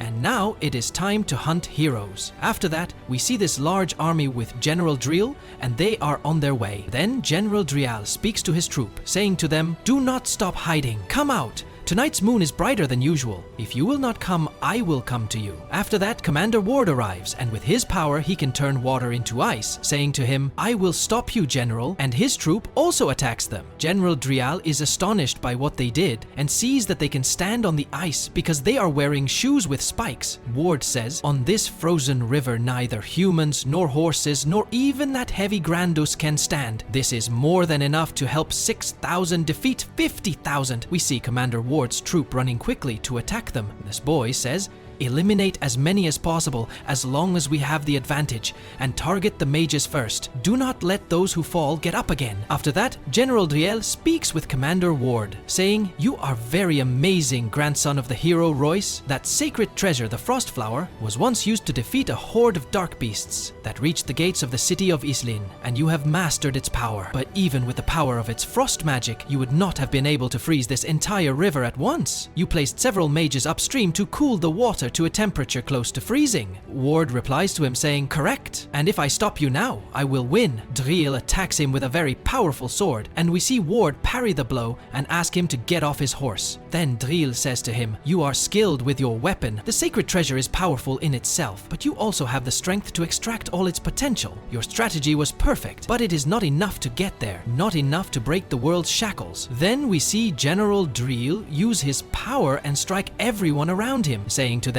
whoever was weak enough to die here does not deserve to advance beyond our world. I will destroy the legend of the heroes. There is no use in keeping a tradition that is impossible to achieve. Because of this tradition, we challenge an undefeatable opponent with means that cannot achieve victory. Just like your ancestor and my former friend, who believed in legends and were thus defeated. We have continued this for thousands, even tens of thousands of years. This must end. In recognition of the splendid battle you have given me, we are moving forward. You can stay there and watch the world change. Driel moves forward and suddenly a strong wind occurs, looking like a powerful explosion, and the Dark Lord Klin appears then in his monstrous form. They recognize each other, and Klin lets out a powerful scream, and a strong wind brings great pressure on everyone. He is very strong. He is the Lord of the Southern Dark Beasts. But the Dark Lord Klin wants to ask one question, which is, where did this magic that you humans use come from? There is someone kidnapping the young of both humans and dark beasts alike, and I was told that this is related to the magic you use. Driel is surprised by this question, as he expects a Dark Beast Lord to have better things to do. The Dark Lord replies that a lord must respond to any intrusion into his territory. Whoever defiles my land must die by my claws, like the king of this country. This is the law of this world, and this is its rule. Suddenly, Driel gathers his immense power. This power comes as a strong storm and sends the soldiers flying high. But in this moment, the Dark Lord Klin simply stabs him with his claws and says to him, "Why didn't you answer my question, you fool?" But Driel was planning a trick, as he knew he would be stabbed. "I was waiting for your return, Dark Lord, after you attacked Hayden's castle." Suddenly, Driel performs a spell to seal the dark liquid prison.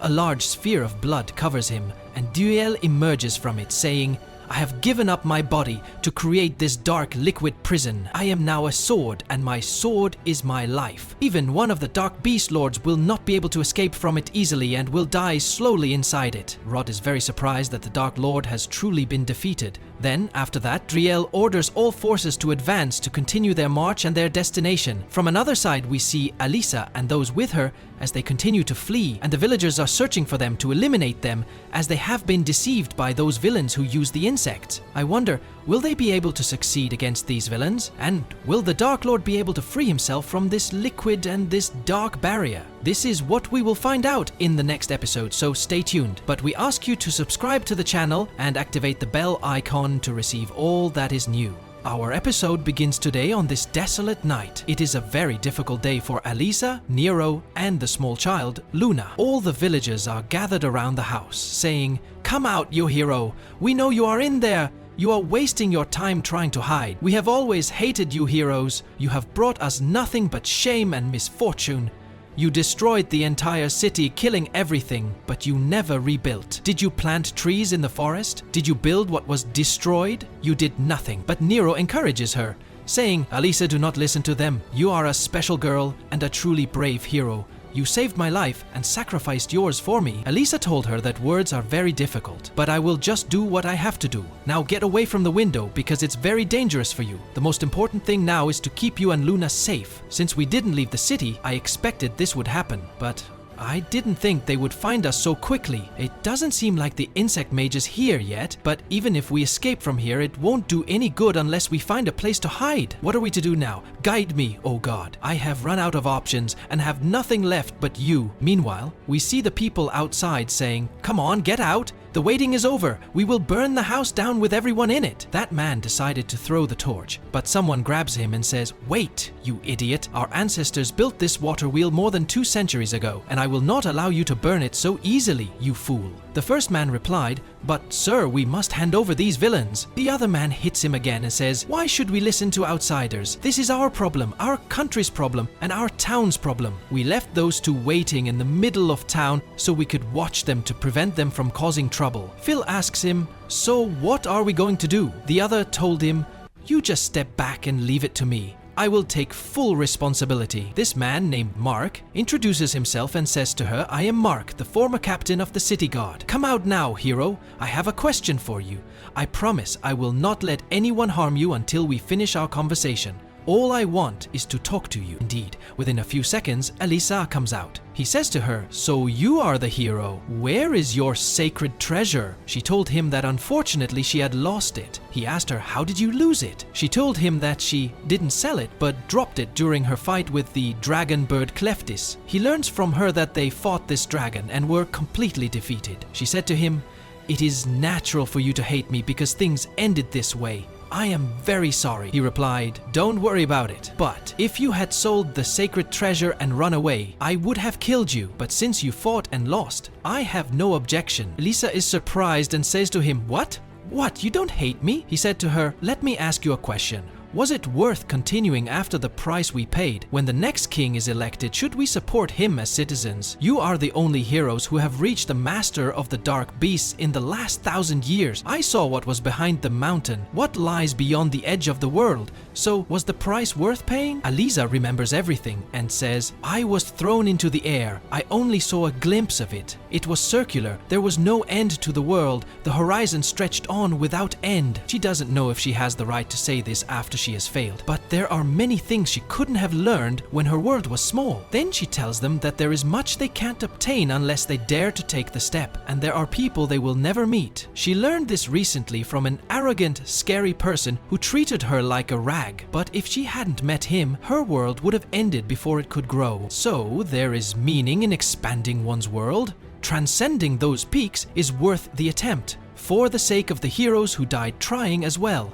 And she will not let anyone say otherwise. Mark responds with complete admiration that the only thing the last king did not err in was his choice of heroes. She can go now, and the elders will calm the young people behind them. They need their next king to do everything in his power. In the end, she must deal with the wall of insects herself, and they will take care of the soldiers. Before he can do anything, Minar appears with a huge insect and kills Mark. He then tells her that he will not let them leave without speaking to him. Elisa becomes very angry and asks him how he could dare to do that. He tells her that she has ruined his game. Elisa doesn't understand his words, so he explains that he means the game where he watches the hero of Hayden get beaten by the people of Hayden. He then uses his power, and at that moment, the army of insects appears. The men decide to go back into their town so that nothing happens to them. Elisa will confront these insects. She kills many of them, and Menard tells her that this is expected of her. She is the strong hero, having killed all those insects. Now she will stay to fight him alone. He is very impressed with the spirit of sacrifice within her, but he asks her what she can protect in this state. He then tells her to remember something.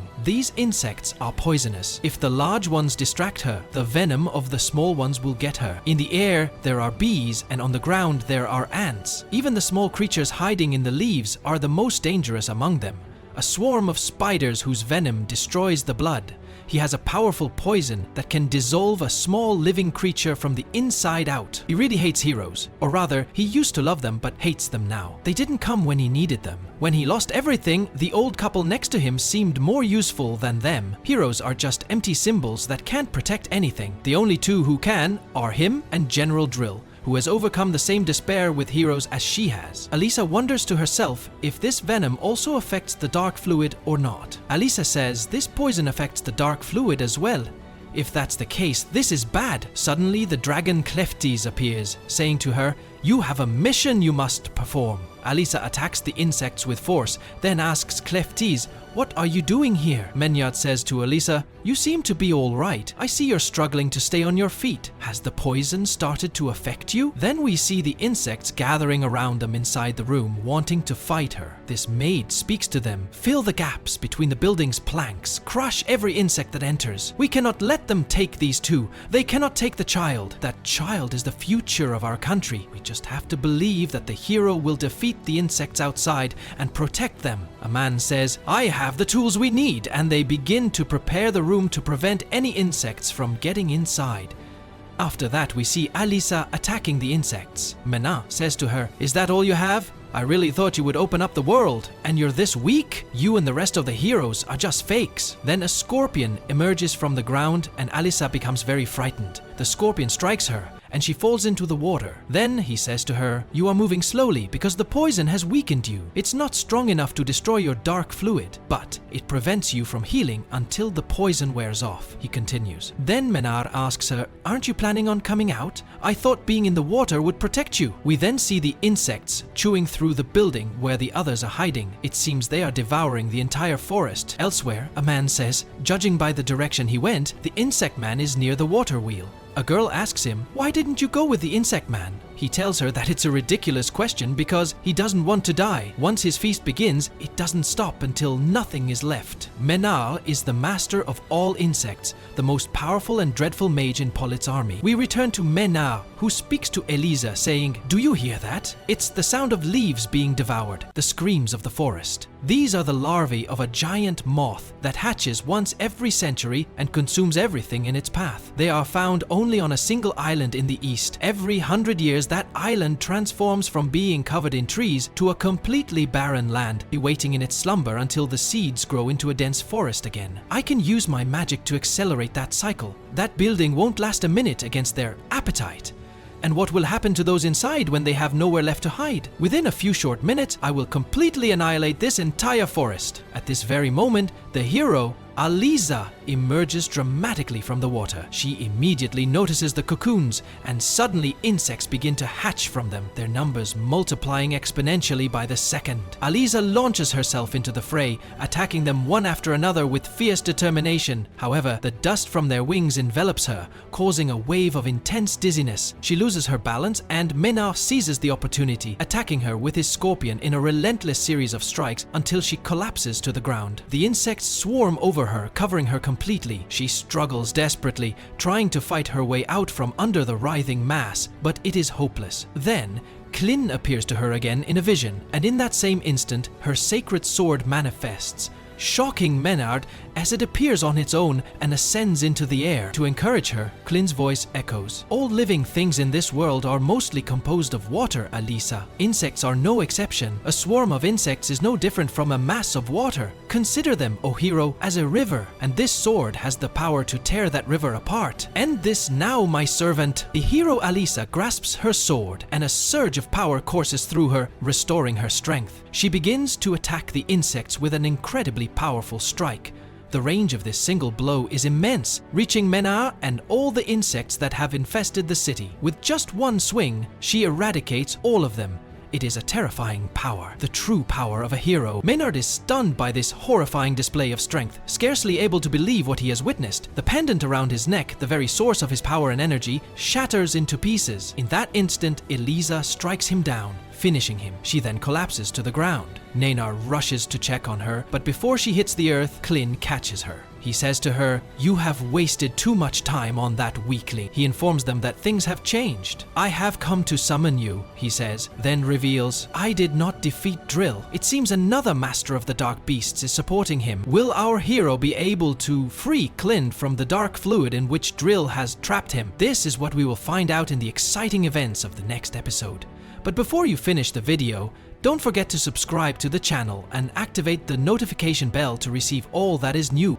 The anime episode opens with Princess Tula speaking with one of her commanders, asking for an update on the evacuation. The commander informs her that 80% of the people have reached the underground shelters. She tells him to speed up the process. She then asks if they have found any survivors from the castle. The commander tells her that he has no new information. She urges him to continue the search as she knows her son Hydroes 6 is still alive. An elder woman tells the princess that she understands what she's feeling, but since the king is dead, she is the only one who can rule this land and must go to a safe place. The princess replies that she will not flee. As his mother, how could she escape when she knows her son is alive? The elder woman asks her what makes her so certain. The princess replies that she saw it herself. The melter, which the king had sealed, was glowing crimson. When a king dies, the melter appears dormant until the next king emerges. If it's active, it means someone with the right to be king is still alive, and her son is the only remaining member of the royal bloodline. Her first priority is to find him, as he is the only one who can use the melter. As long as the royal family possesses the melter, Haydn will remain Haydn. She won't leave until she finds her son, as she had wanted to leave with him before this happened, feeling that it would.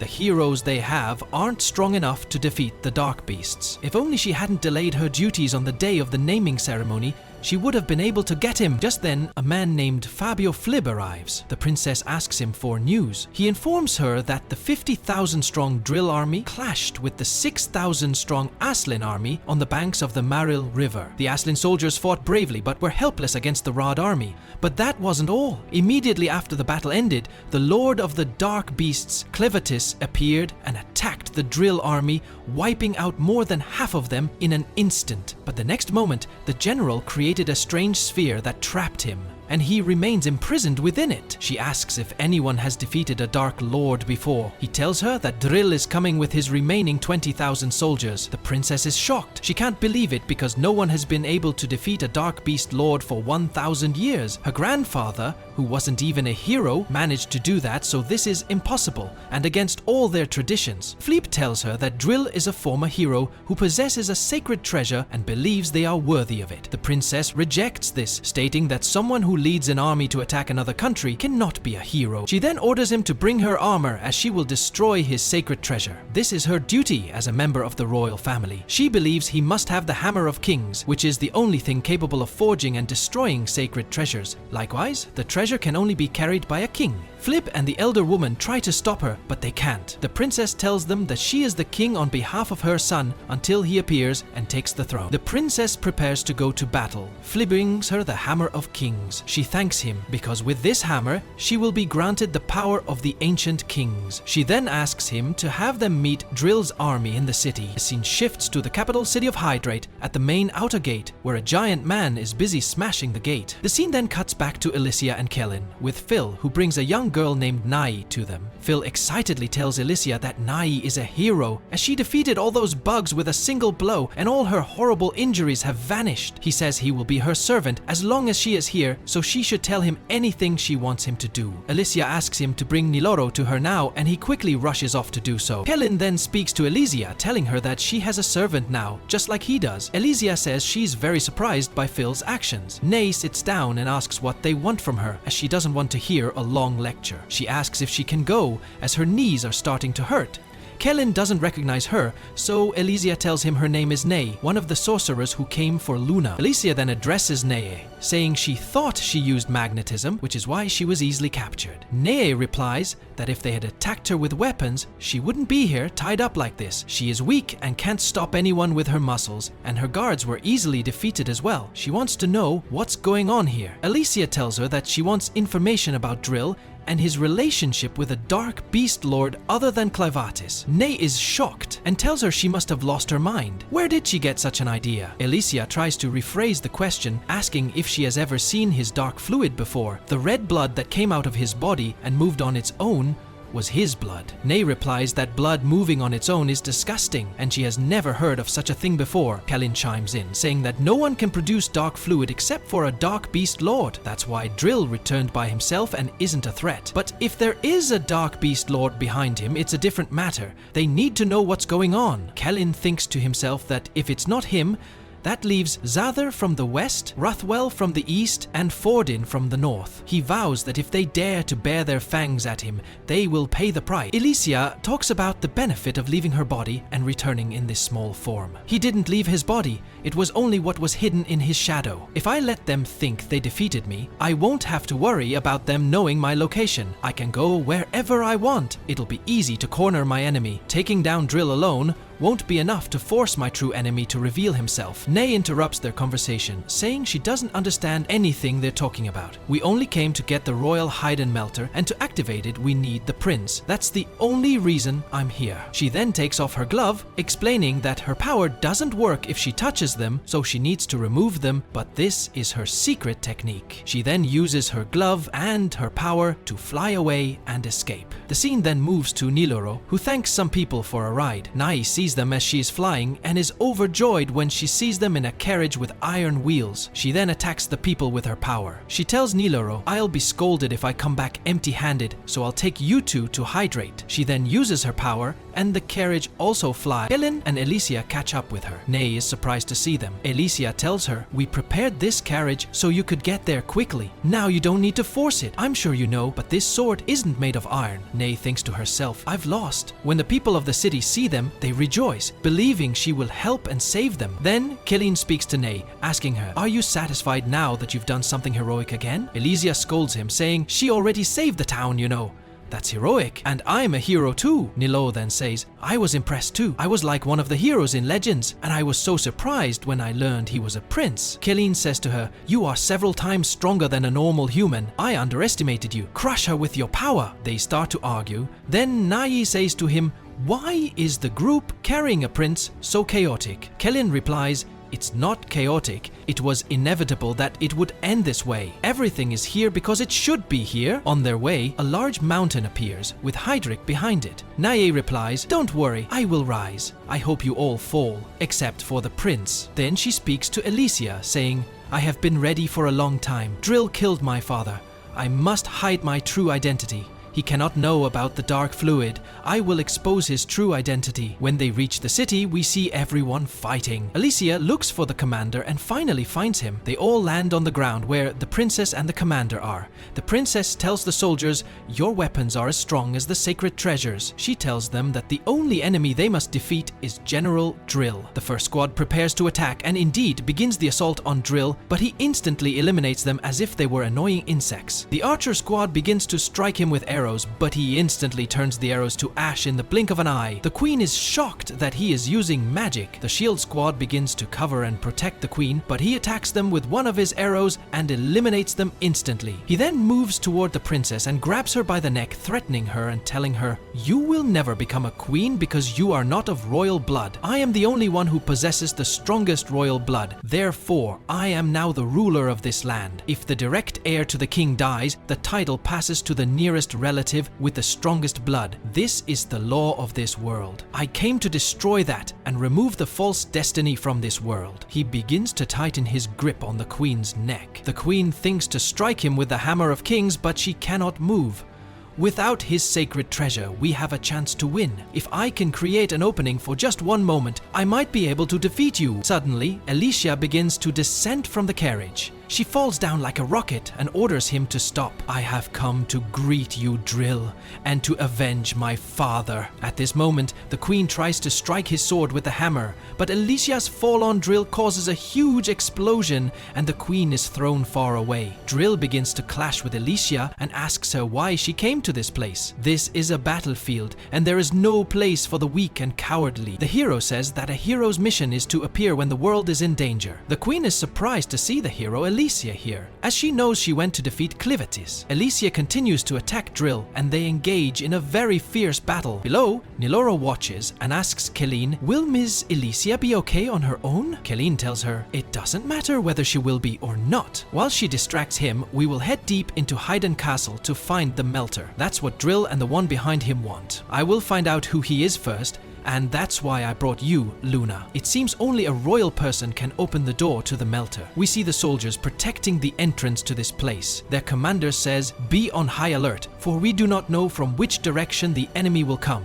As long as the melter stands, Haydn is invincible. Defend this melter with all your might. Hurry now!" He is looking for the melter and points to the wall. He doesn't want to waste time and orders Nilro to put down her belongings and drop this wall. "This is a good opportunity for you to test your strength. When I healed you, I gave you power to protect Luna. Your explosive power now exceeds that of a troll. Don't think about anything, just push with everything you have." And so she does. She pushes the rock with all her might, and the rock soars through the air like a rocket, falling onto the soldiers outside, gravely injuring their commander and most of the troops. Suddenly, Kalin uses his power, and all the soldiers sink into the ground. Kalin and his servant then head to the entrance of the melter. Kalin remembers a time when a half-dead child tricked him into taking care of another child. He then reflects that it's true that a child doesn't choose the time or place of their birth, and this applies to everything, whether human or not. A person's destiny is mostly determined by their surroundings at birth. The beginning cannot be chosen. He then goes directly to the door and places Luna's hand on it. The door glows as if it's about to open. Will Elysia be able to defeat Drill? And what does Kalin want from the melter? We will find out in the next episode, so stay tuned. Please subscribe to the channel and activate the bell button to receive all our new content. In this episode, we begin with a bird in the sky. It suddenly lands on a seal, transforms into a man, and calls out to Clevatess, who is sealed inside a sphere. The man says, "I feel an incredible energy, so why isn't it coming out?" He then strikes the sphere with immense force, but it's unaffected, as the shell appears to be very strong. At that moment, another warrior approaches him and says, "Young man, I saw you descend from the sky. Tell me your story. Is this magic, or what did you do exactly?" "First, I must introduce myself. I am Rod Royce, a squadron leader in the Aslin army." The man doesn't pay attention to Rod and walks away, but Rod says, "Please wait." Meanwhile, General Drill is attacking the capital of Haydn. "Please take me to him since you can fly." The man replies, "You cannot defeat his power. You'll lose. Believe me, he is very strong. If you go there, you will just die." Rod says, "I must do what I can. I cannot allow the Haydn royal family's appearance to be stolen. If that happens, it will be the start of something terrible. I believe someone wants to use magic to change the world." The other man thinks for a moment and says, "Magic?" Then he remembers someone named Zafthur and says, "Is this what she was afraid of? Perhaps things will be great." Rod pleads with him to take him there. In reality, my friends, that red man is not a human. He introduces himself as Gart and tells Rod, "I will take you there, but I have conditions. You must help me when we arrive and never ask me anything about myself. These are my conditions, and if you violate them, I will kill you." Rod says to himself, or rather to Gart, "I can never betray my squadron, but I agree to what you say, and if I violate the conditions, kill me." Gart then transforms, his wings emerge, and Rod holds onto him. They fly through the air, and we learn that what he uses is not magic, but is a part of his nature. Perhaps he is a genie or a demon, and as you know, genies have special abilities that allow them to fly, be invisible, transform, and many other things.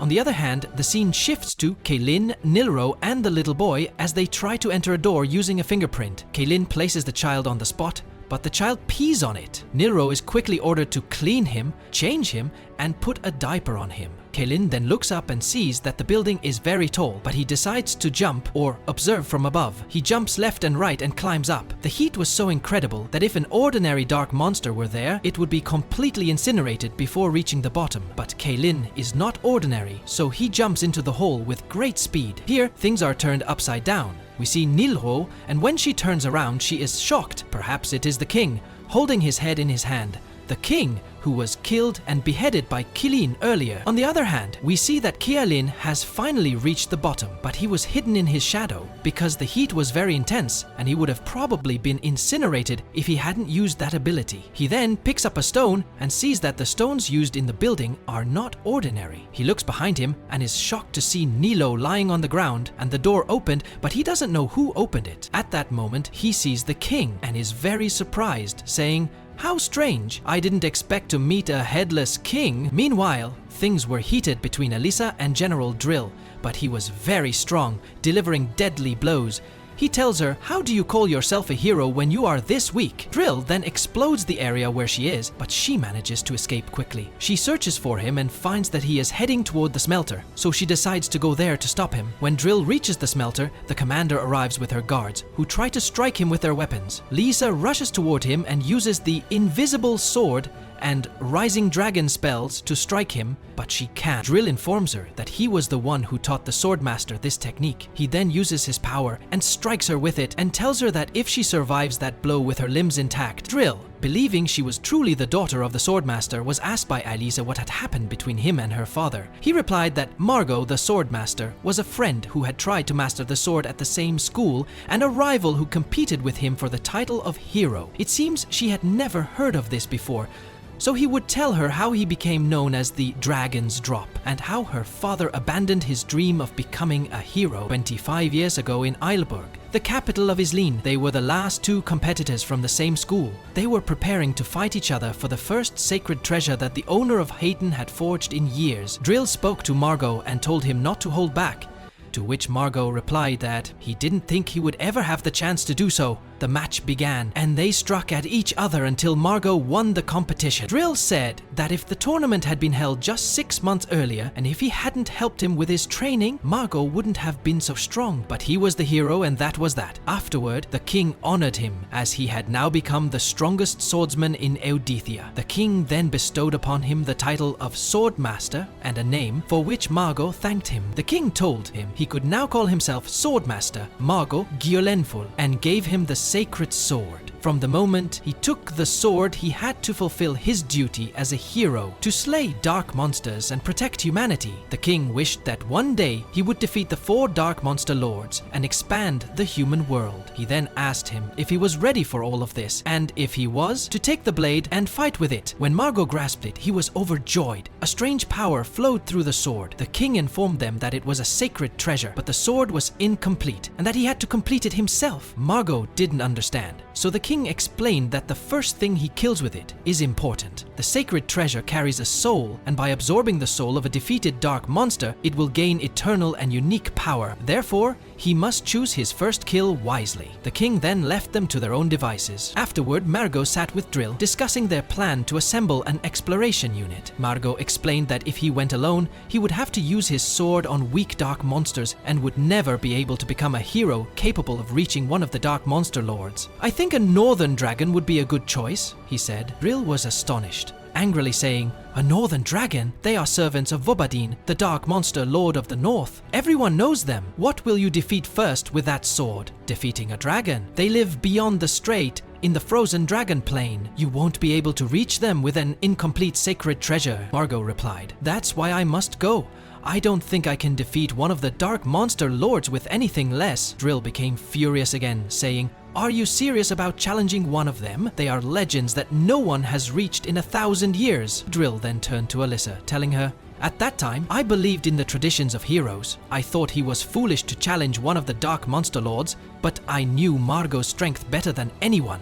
When I looked at him, I was convinced that if the legends were true, he was the only one who could do it." The scene then returned to the present. Margot said to him, "You'll make the decision. We'll form a team and you will come with me." They set off together, and on their way, they came across some individuals. One of the men spoke to Drill, saying, "May the mana guide your journey." Margot then told Drill, "They are mages. Contrary to the traditions of Haydn, heroes in stories learn magic from mages and become capable of using it. They are seriously trying to do the impossible, like splitting the land and seas. The matter is not much different from herbal medicine right now.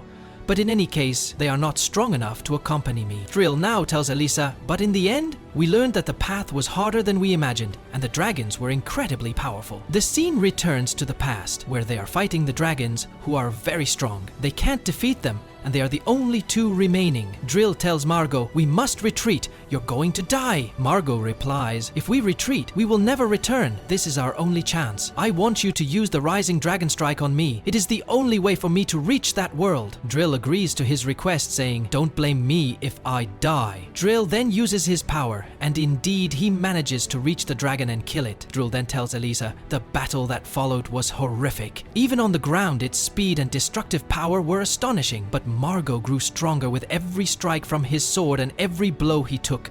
All I could do was stay standing, even from a distance. Just as I began to think he could kill a stone dragon hidden under the ice, he used his final technique, and the dragon didn't miss that opening. It severed Margot's leg and attacked him, but I ran quickly and finally killed the monster. Boss. They could hardly believe they had defeated it alone. Drill told Margot he had been victorious. Suddenly, the sword began to react, pulling the energy from all the dragons they had killed. A terrifying power flowed into it. Then, a second surprise. A gigantic dragon appeared from behind Drill. He couldn't move due to its immense size. Suddenly, Drill found himself lying on the ground in a different place with the sword. He felt pure terror at the size of that dragon. Drill continues, "Back in reality, one of our surviving comrades saved me, and Margot and I returned alive. As for what happened to him afterward, you are his daughter and you know him better than I do. Even after they started calling me the Dragon Slayer, my doubts didn't disappear. They became a certainty. The legend of heroes was full of lies, used to deceive us. The most important information was deliberately hidden from us. Instead, we were given a method that would never work. Only the kings of Haydn knew the truth, and magic was hidden. There are even bigger secrets hidden in the Haydn smelter. Since that day, a voice whispering inside me has told me this. So, don't get in my way." Alisa is shocked that a voice is speaking from inside him, and something is moving him. At that moment,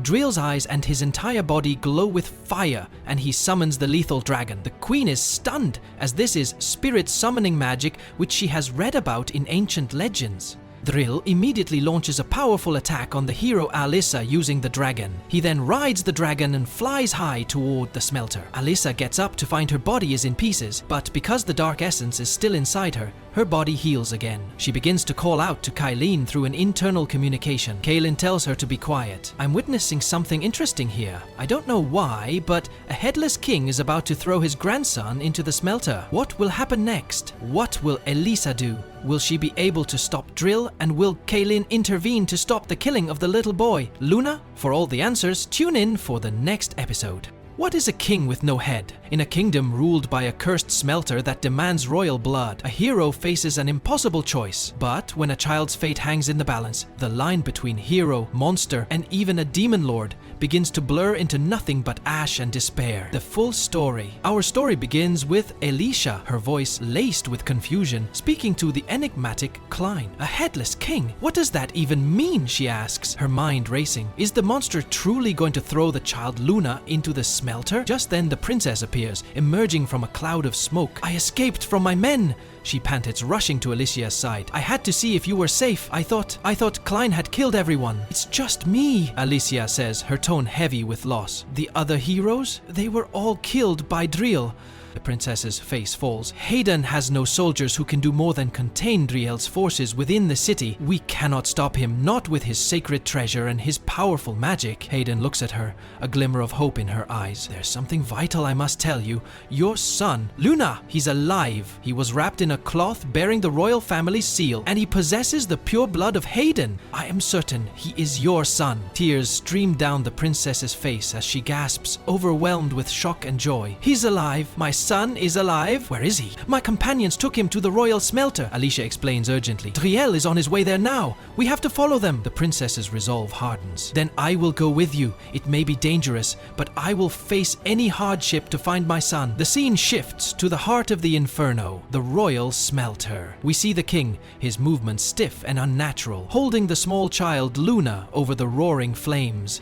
"I offer this body and this flesh to the master of the smelter," he intones. But just as he is about to cast the child into the fire, Klein's voice cuts through the air. "Is that any way to hold your own grandson?" Klein mocks, stepping from the shadows. "You seem to care so little for him. Perhaps he isn't your grandson at all." "He is my grandson," the king states flatly, "and he carries the royal blood." "Then why do you want to kill him?" Klein presses. "My body does not move of its own will," the king reveals. "Everything happens according to the will of the smelter. Whoever is to become king must first be burned in this place and be reborn from the ashes. This has been our custom since ancient times. Their true name is carved into the smelter, and from that moment they can never disobey it. This child is known to the world as Haydn Elias VI, but his true name is Toth. His name has not yet been carved, so the smelter cannot force him to jump. Instead, it forces another body, mine, to move for him. Understanding dawns on Klein. This is why he was called the Headless King. He has no will, no head of his own. The king continues his tragic tale. My son feared the smelter's call. He ended his own life. I was wrong to tell him the truth before his time. I wanted to give him a choice, but my mistake led to his suicide. With that, he finally throws Luna into the flames, chanting the legend of the hero from ash to a king far above. On the back of his dragon, Drael senses the act. He's been thrown in, he roars, his rage boiling over. Then I will pull him out and destroy the world. As Alicia and the princess race towards the smelter, the princess shares a chilling memory. My husband told me something before he died, she says. The true heroes no longer exist. He said the heroes of today could never defeat the Dark Beast Lords. When Alicia asks why, the princess explains, we have 1,000 years of history recorded, and not once has a Beast Lord been defeated. The records before that are a complete mystery. What is the legend of the heroes? What proof is there that defeating the 4 Dark Beast Lords will open up the world? Who created that legend in the first place? She recalls his cold, empty smile. The kings of Hayden knew the truth all along and sent 13 heroes to their deaths. We have to fix this, she declares, or this tragedy will repeat and more innocent lives will be lost. I don't want my son to become a king who must face such a cruel fate. Humanity's infinite desire to improve is not something that can be stopped, Alicia replies, her voice filled with a new strength. I still don't fully understand what a hero is, but I think it's someone who faces their destiny with optimism. Maybe it doesn't matter if you're human or a beast. Maybe just the act of facing it is what makes others call you a hero. And that means Drael is no hero. He's just a man in despair, trying to destroy reality itself. I have to avenge my father, but more importantly, I have to defeat him. As a hero, you are truly strong, Alicia, the princess says in awe. No, Alicia whispers. I am weak, weaker than Drael, and I am terrified of him. Weaker certainly than the Dark Beast Lords, but I will fight to the end, to my very last breath. I will never surrender. A shadow crosses her face. Unfortunately, I met someone who would never allow me to do that. Who? The princess asks. Simply, Alicia says, someone I hope you never have to meet. She is of course talking about Klein, the mysterious Dark Lord. The scene snaps back to Klein inside the smelter, where the tension has reached its peak. Headless King? Klein scoffs. Did you really think you could outsmart me? How foolish. After you burned the child, wasn't he supposed to be reborn from the ashes? Or did the ritual require the real one after all? Suddenly, the child Luna is safe in Klein's arms. The Headless King understands instantly. In the moment Klein grabbed his arm, he swapped the real baby with a doll. You fool, Klein says, his voice dripping with contempt. You yourself said your body was being used because the child couldn't jump on his own. Now that you've failed, what do you think will happen to your body? You should have known a puppet like you could never defeat me. At that moment, the king's body crumbles into a pile of ash and dust, falling into the abyss. Now, Klein muses, looking down at the child, who's next? Let's see who dares try to harm this child while I'm here. He then speaks to the flames themselves. Do you intend to burn both me and Luna? I don't think you understand. The brightest light casts the darkest shadow. I know you're hiding in this fire. Surrender and show yourself, master of the smelter. With a deafening roar, the ceiling of the smelter is torn apart, and the master of the smelter emerges in its true, terrifying form. Outside, Alicia, the princess, and Drael watch in stunned silence. Drael, consumed by rage, tries to force his way in. Seeing the princess in danger, Alicia knows she has to get her to safety before investigating herself. She moves with blinding speed, thinking, I can't let Drael get in there. But I also doubt Klein would let anyone kill Luna. In that split second, the unexpected happens. A new hero named Rud appears, summoning a spear of ice that falls like a thunderbolt, piercing Drael's dragon and sending it crashing to the ground. From a distance, another figure, Jard, watches, muttering, I'll just observe for now. Thinking he's won, Rud is caught off guard as Drael bursts from the wreckage and strikes him with incredible force. Don't you ever think you can win, Drael snarls. As he moves to attack again, Alicia intercepts him with the speed of a rocket. Rud turns to Alicia. Welcome. Are you a hero? I am, she confirms, the last survivor of the 13 heroes. Thank you for the save, but we have no time to talk. We have to kill this savage beast now. Driel laughs maniacally. You two think you can defeat me together? You're dreaming. No one can beat me. He moves faster than sound, becoming a blur they can't track. He strikes them both, sending them flying, then pursues Elysia into the air, ready to kill her. But at the last second, Rude intervenes, saving her. Driel grabs them both, slams them into the ground, and descends upon them like a guided bomb. Use your ice power, Elysia screams, thinking fast. That massive block of ice now. Rude unleashes his ice spear again, launching it at Driel, but Driel merely scoffs. Such an obvious attack will never hit me, but it was a feint. Rude activates his true technique, Ice Prison. A mountain of ice erupts from the ground, trapping Driel's leg. This is Elysia's chance. Leaping from an ice pillar Rude created for her, she soars high above Driel and unleashes her ultimate attack with her sacred sword, Descending Dragon. She falls like a meteor, striking Driel and cleaving him in two, but instead of blood, a dark viscous fluid pours from the wound. Driel is not dead. Even in his state, he strikes Elysia with a powerful blow, knocking her sword from her hand and severing her hand at the wrist. Rude catches her as she falls. Before their horrified eyes, Driel's body reforms. Wings sprout from his back, twisting him into a nightmarish new form. We can never become true heroes, no matter how hard we try, he proclaims, his voice resonating with ancient sorrow. The reason is simple. As a race, we are incapable of it. The very fact that we need stones to use magic proves that the 5 humanoid races of Atathia are inferior. The true humans, the race that once ruled the entire world, have vanished, leaving us with nothing but legends. We are their pawns, humans and dark beasts alike. To end this, every trace of the hero's legend must be destroyed. Driel unleashes a powerful blast of fire. Rude desperately tries to block it, spinning his sword like a fan to shield Elysia. But the pressure is too much. At that moment, Klein, having witnessed everything, finally understands Driel's true purpose. It is the goal of the Northern Dark Lord, Vorden. Now that I think about it, Klein muses, I've never seen these true humans. Did they disappear before I took the throne? That means they vanished over 1,000 years ago. Zafira knew and never told me. Just then, a golden book materializes before him. I can read it, Klein realizes. I had to use my infinite shadow to block enough light, or the heat would have destroyed my eyes. The instant he sees it, the smelter vanishes. So this is the master of the smelter. A book that killed the kings of Hayden, reshaped them from ash, and forced them to serve it. How absurd! Klein laughs, a cold, hollow sound. Is this some other kind of magic? Is this thing's existence the reason Elysia came to fight? Because of this, Luna was destined to burn? Because of this fortress was destroyed, and you plan to annihilate all of humanity? He laughs again. This is meaningless. Absolutely meaningless. I didn't inherit the memories of the previous Dark Beast Lord, but I can imagine our role in guarding our lands exists only to counter a silly legend for a race that has long since vanished. The world is in chaos, and so am I. He gently places the baby, Luna, on the ground. I'm giving up on the idea of destroying humanity, he says to no one, and I don't care about the Book of Thought. I'm going back to my mountain. I had hoped something might change. The golden book falls to the ground. As Klein turns and walks away, the abandoned child, Luna, begins to cry. What will happen next? Will Klein truly abandon the fight? Can Elysia and Rude stop the transformed Driel? Find out in the next thrilling chapter of this epic tale. Don't forget to subscribe and hit the notification bell to see what happens next.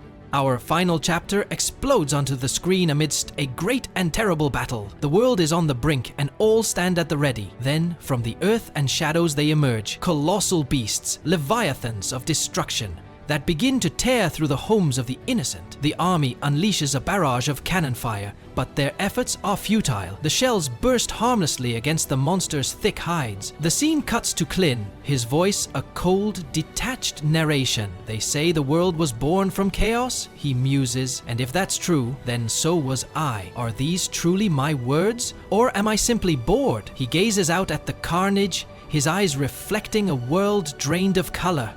A grey, monotonous world. He looks down at the small boy in his arms. Why am I still carrying this little monkey with me? With a heartless shrug, he sets the child, Luna, on the ground and begins to walk away. I'm abandoning the idea of destroying humanity, he informs us.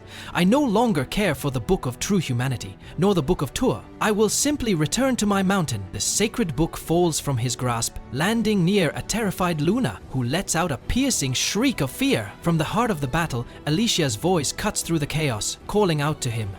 Clin, don't you dare leave.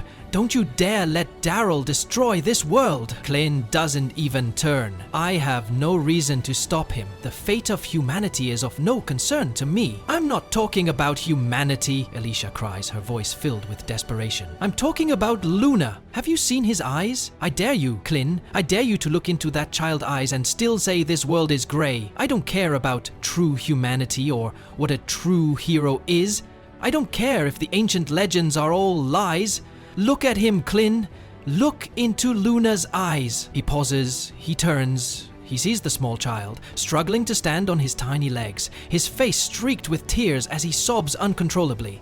Clin's gaze meets Luna's. Alicia's voice softens, pressing her advantage. Wasn't it the sight of his eyes that first made you want to see him grow up? We see Luna stumbling towards Clin, his cries echoing in the desolate landscape. The scene violently shifts back to the war. Daryl taunts Alicia, his voice dripping with contempt. How can you even fight me without a sacred treasure? Is this the end for you, daughter of the Sword Saint? You are nothing but a cheap imitation of a hero. He lunges, his attack meant to be the final killing blow, but in a sudden, ferocious blur, Naylor appears, intercepting Daryl's attack and saving Alicia. Seizing the opportunity, Alicia rushes towards her sacred sword. Daryl is instantly behind her, but it's too late. With a powerful arching strike, Alicia severs the great dragon's head from his shoulders. But victory comes at a terrible price. We see the truth of the exchange. As her blade found its mark, Daryl's sword pierced her abdomen. Alicia plummets from the sky, her voice, though weak, carrying a final, devastating judgment. The reason you've achieved nothing, Daryl, is because you decided your own limits. That's why you could never be a hero. That's why you were never worthy of them. The legends are fake? Stop making excuses, you fool! Daryl roars in unbridled rage, a massive wave of energy erupting from him. But as he tries to strike her down, his sword suddenly shatters into 1,000 pieces. I suspected as much, Alicia whispers. Every time our blades clashed, there was a strange sound. It was the faint screams of your sword. Before she can hit the ground, Naylor swoops in and catches her. And now, Naylor says, her eyes fixed on Daryl, let's see what happens. His entire body is made of dark fluid, but its true master is elsewhere. What will that being think of a weakened man with a broken sacred treasure? Suddenly, Daryl's form convulses. His body begins to erupt from every direction, blood and dark energy spraying outwards as he transforms into something grotesque and unrecognizable. The lords of the dark beasts are abandoning him, Alicia explains. Daryl is plagued by a final memory from his past. Margot bidding him farewell long before the darkness consumed him. Then, back in reality, his body completely disintegrates, his blood and essence raining down, flooding the entire city. After the death of General Daryl, his broken sword and the 9 crystals implanted by the Pilot Mages fall to the earth. We see Alicia, wounded and bleeding, whispering to herself, my battle with Daryl is over, but the Lord of the Dark Beasts, the one who calls himself Forden, will not give up so easily. If he appeared now, I could do nothing. Just then, Clin appears, holding Luna. Princess Twala sees him and runs towards them, tears of joy streaming down her face, finally reunited with her son. But Clin holds up a hand. Stop. The king himself should return to his mother. He gently places Luna on the ground, and the boy runs at full speed into his mother's loving embrace. Alicia, seeing this, finally allows herself to collapse from exhaustion and her wounds, a smile of pure relief on her face. Rode rushes to her side. I must treat your wounds, he exclaims. Don't worry, she insists. It's not as bad as it looks. Now go, tell the soldiers below that General Daryl is dead. End this war. Rod nods and sprints to deliver the news. A lizard-like creature materializes behind Clin. You will regret the events of this day, it hisses. Twa's awakening is near. Clin's eyes narrow. Clevatess, he says, I know nothing of Twa, and I have no intention of learning about it from you, my enemy. He raises his hand, and the creature is instantly engulfed in flames, incinerated to ash. This battle may be over, Clin says to himself, but there is still much for me to learn from this world of humans. Rode reaches the soldiers, holding Daryl's shattered sword high.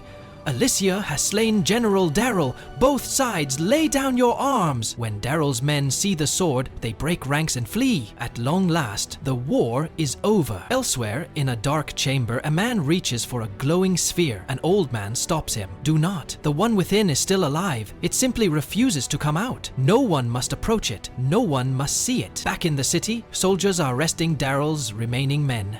Alicia is recovering, she can move her limbs, but pain still shoots through her. The wound in my stomach still hurts, she admits. Clevatess's voice echoes in her mind. I healed a mortal wound in an instant. Of course, it will still ache. Reconstructing your body was a complex task. I intentionally let you bleed so no one would suspect. From now on, we must keep this power a secret. What do you think, Clin? Alicia asks him aloud. I don't know what's true or false anymore, he replies. All I know for certain is the name Tua, and the fact that its book controlled the kings of Hatton for generations. The truth might lie in the legend of the heroes. The key I found with the book, it fits the lock, but it won't turn, and it doesn't seem like something that can be forced open. Suddenly, the captain of the guard enters. The hero and her companions have been summoned. Queen Twelel awaits you at the palace. The scene shifts to the throne room. The queen is radiant with joy, her child safe.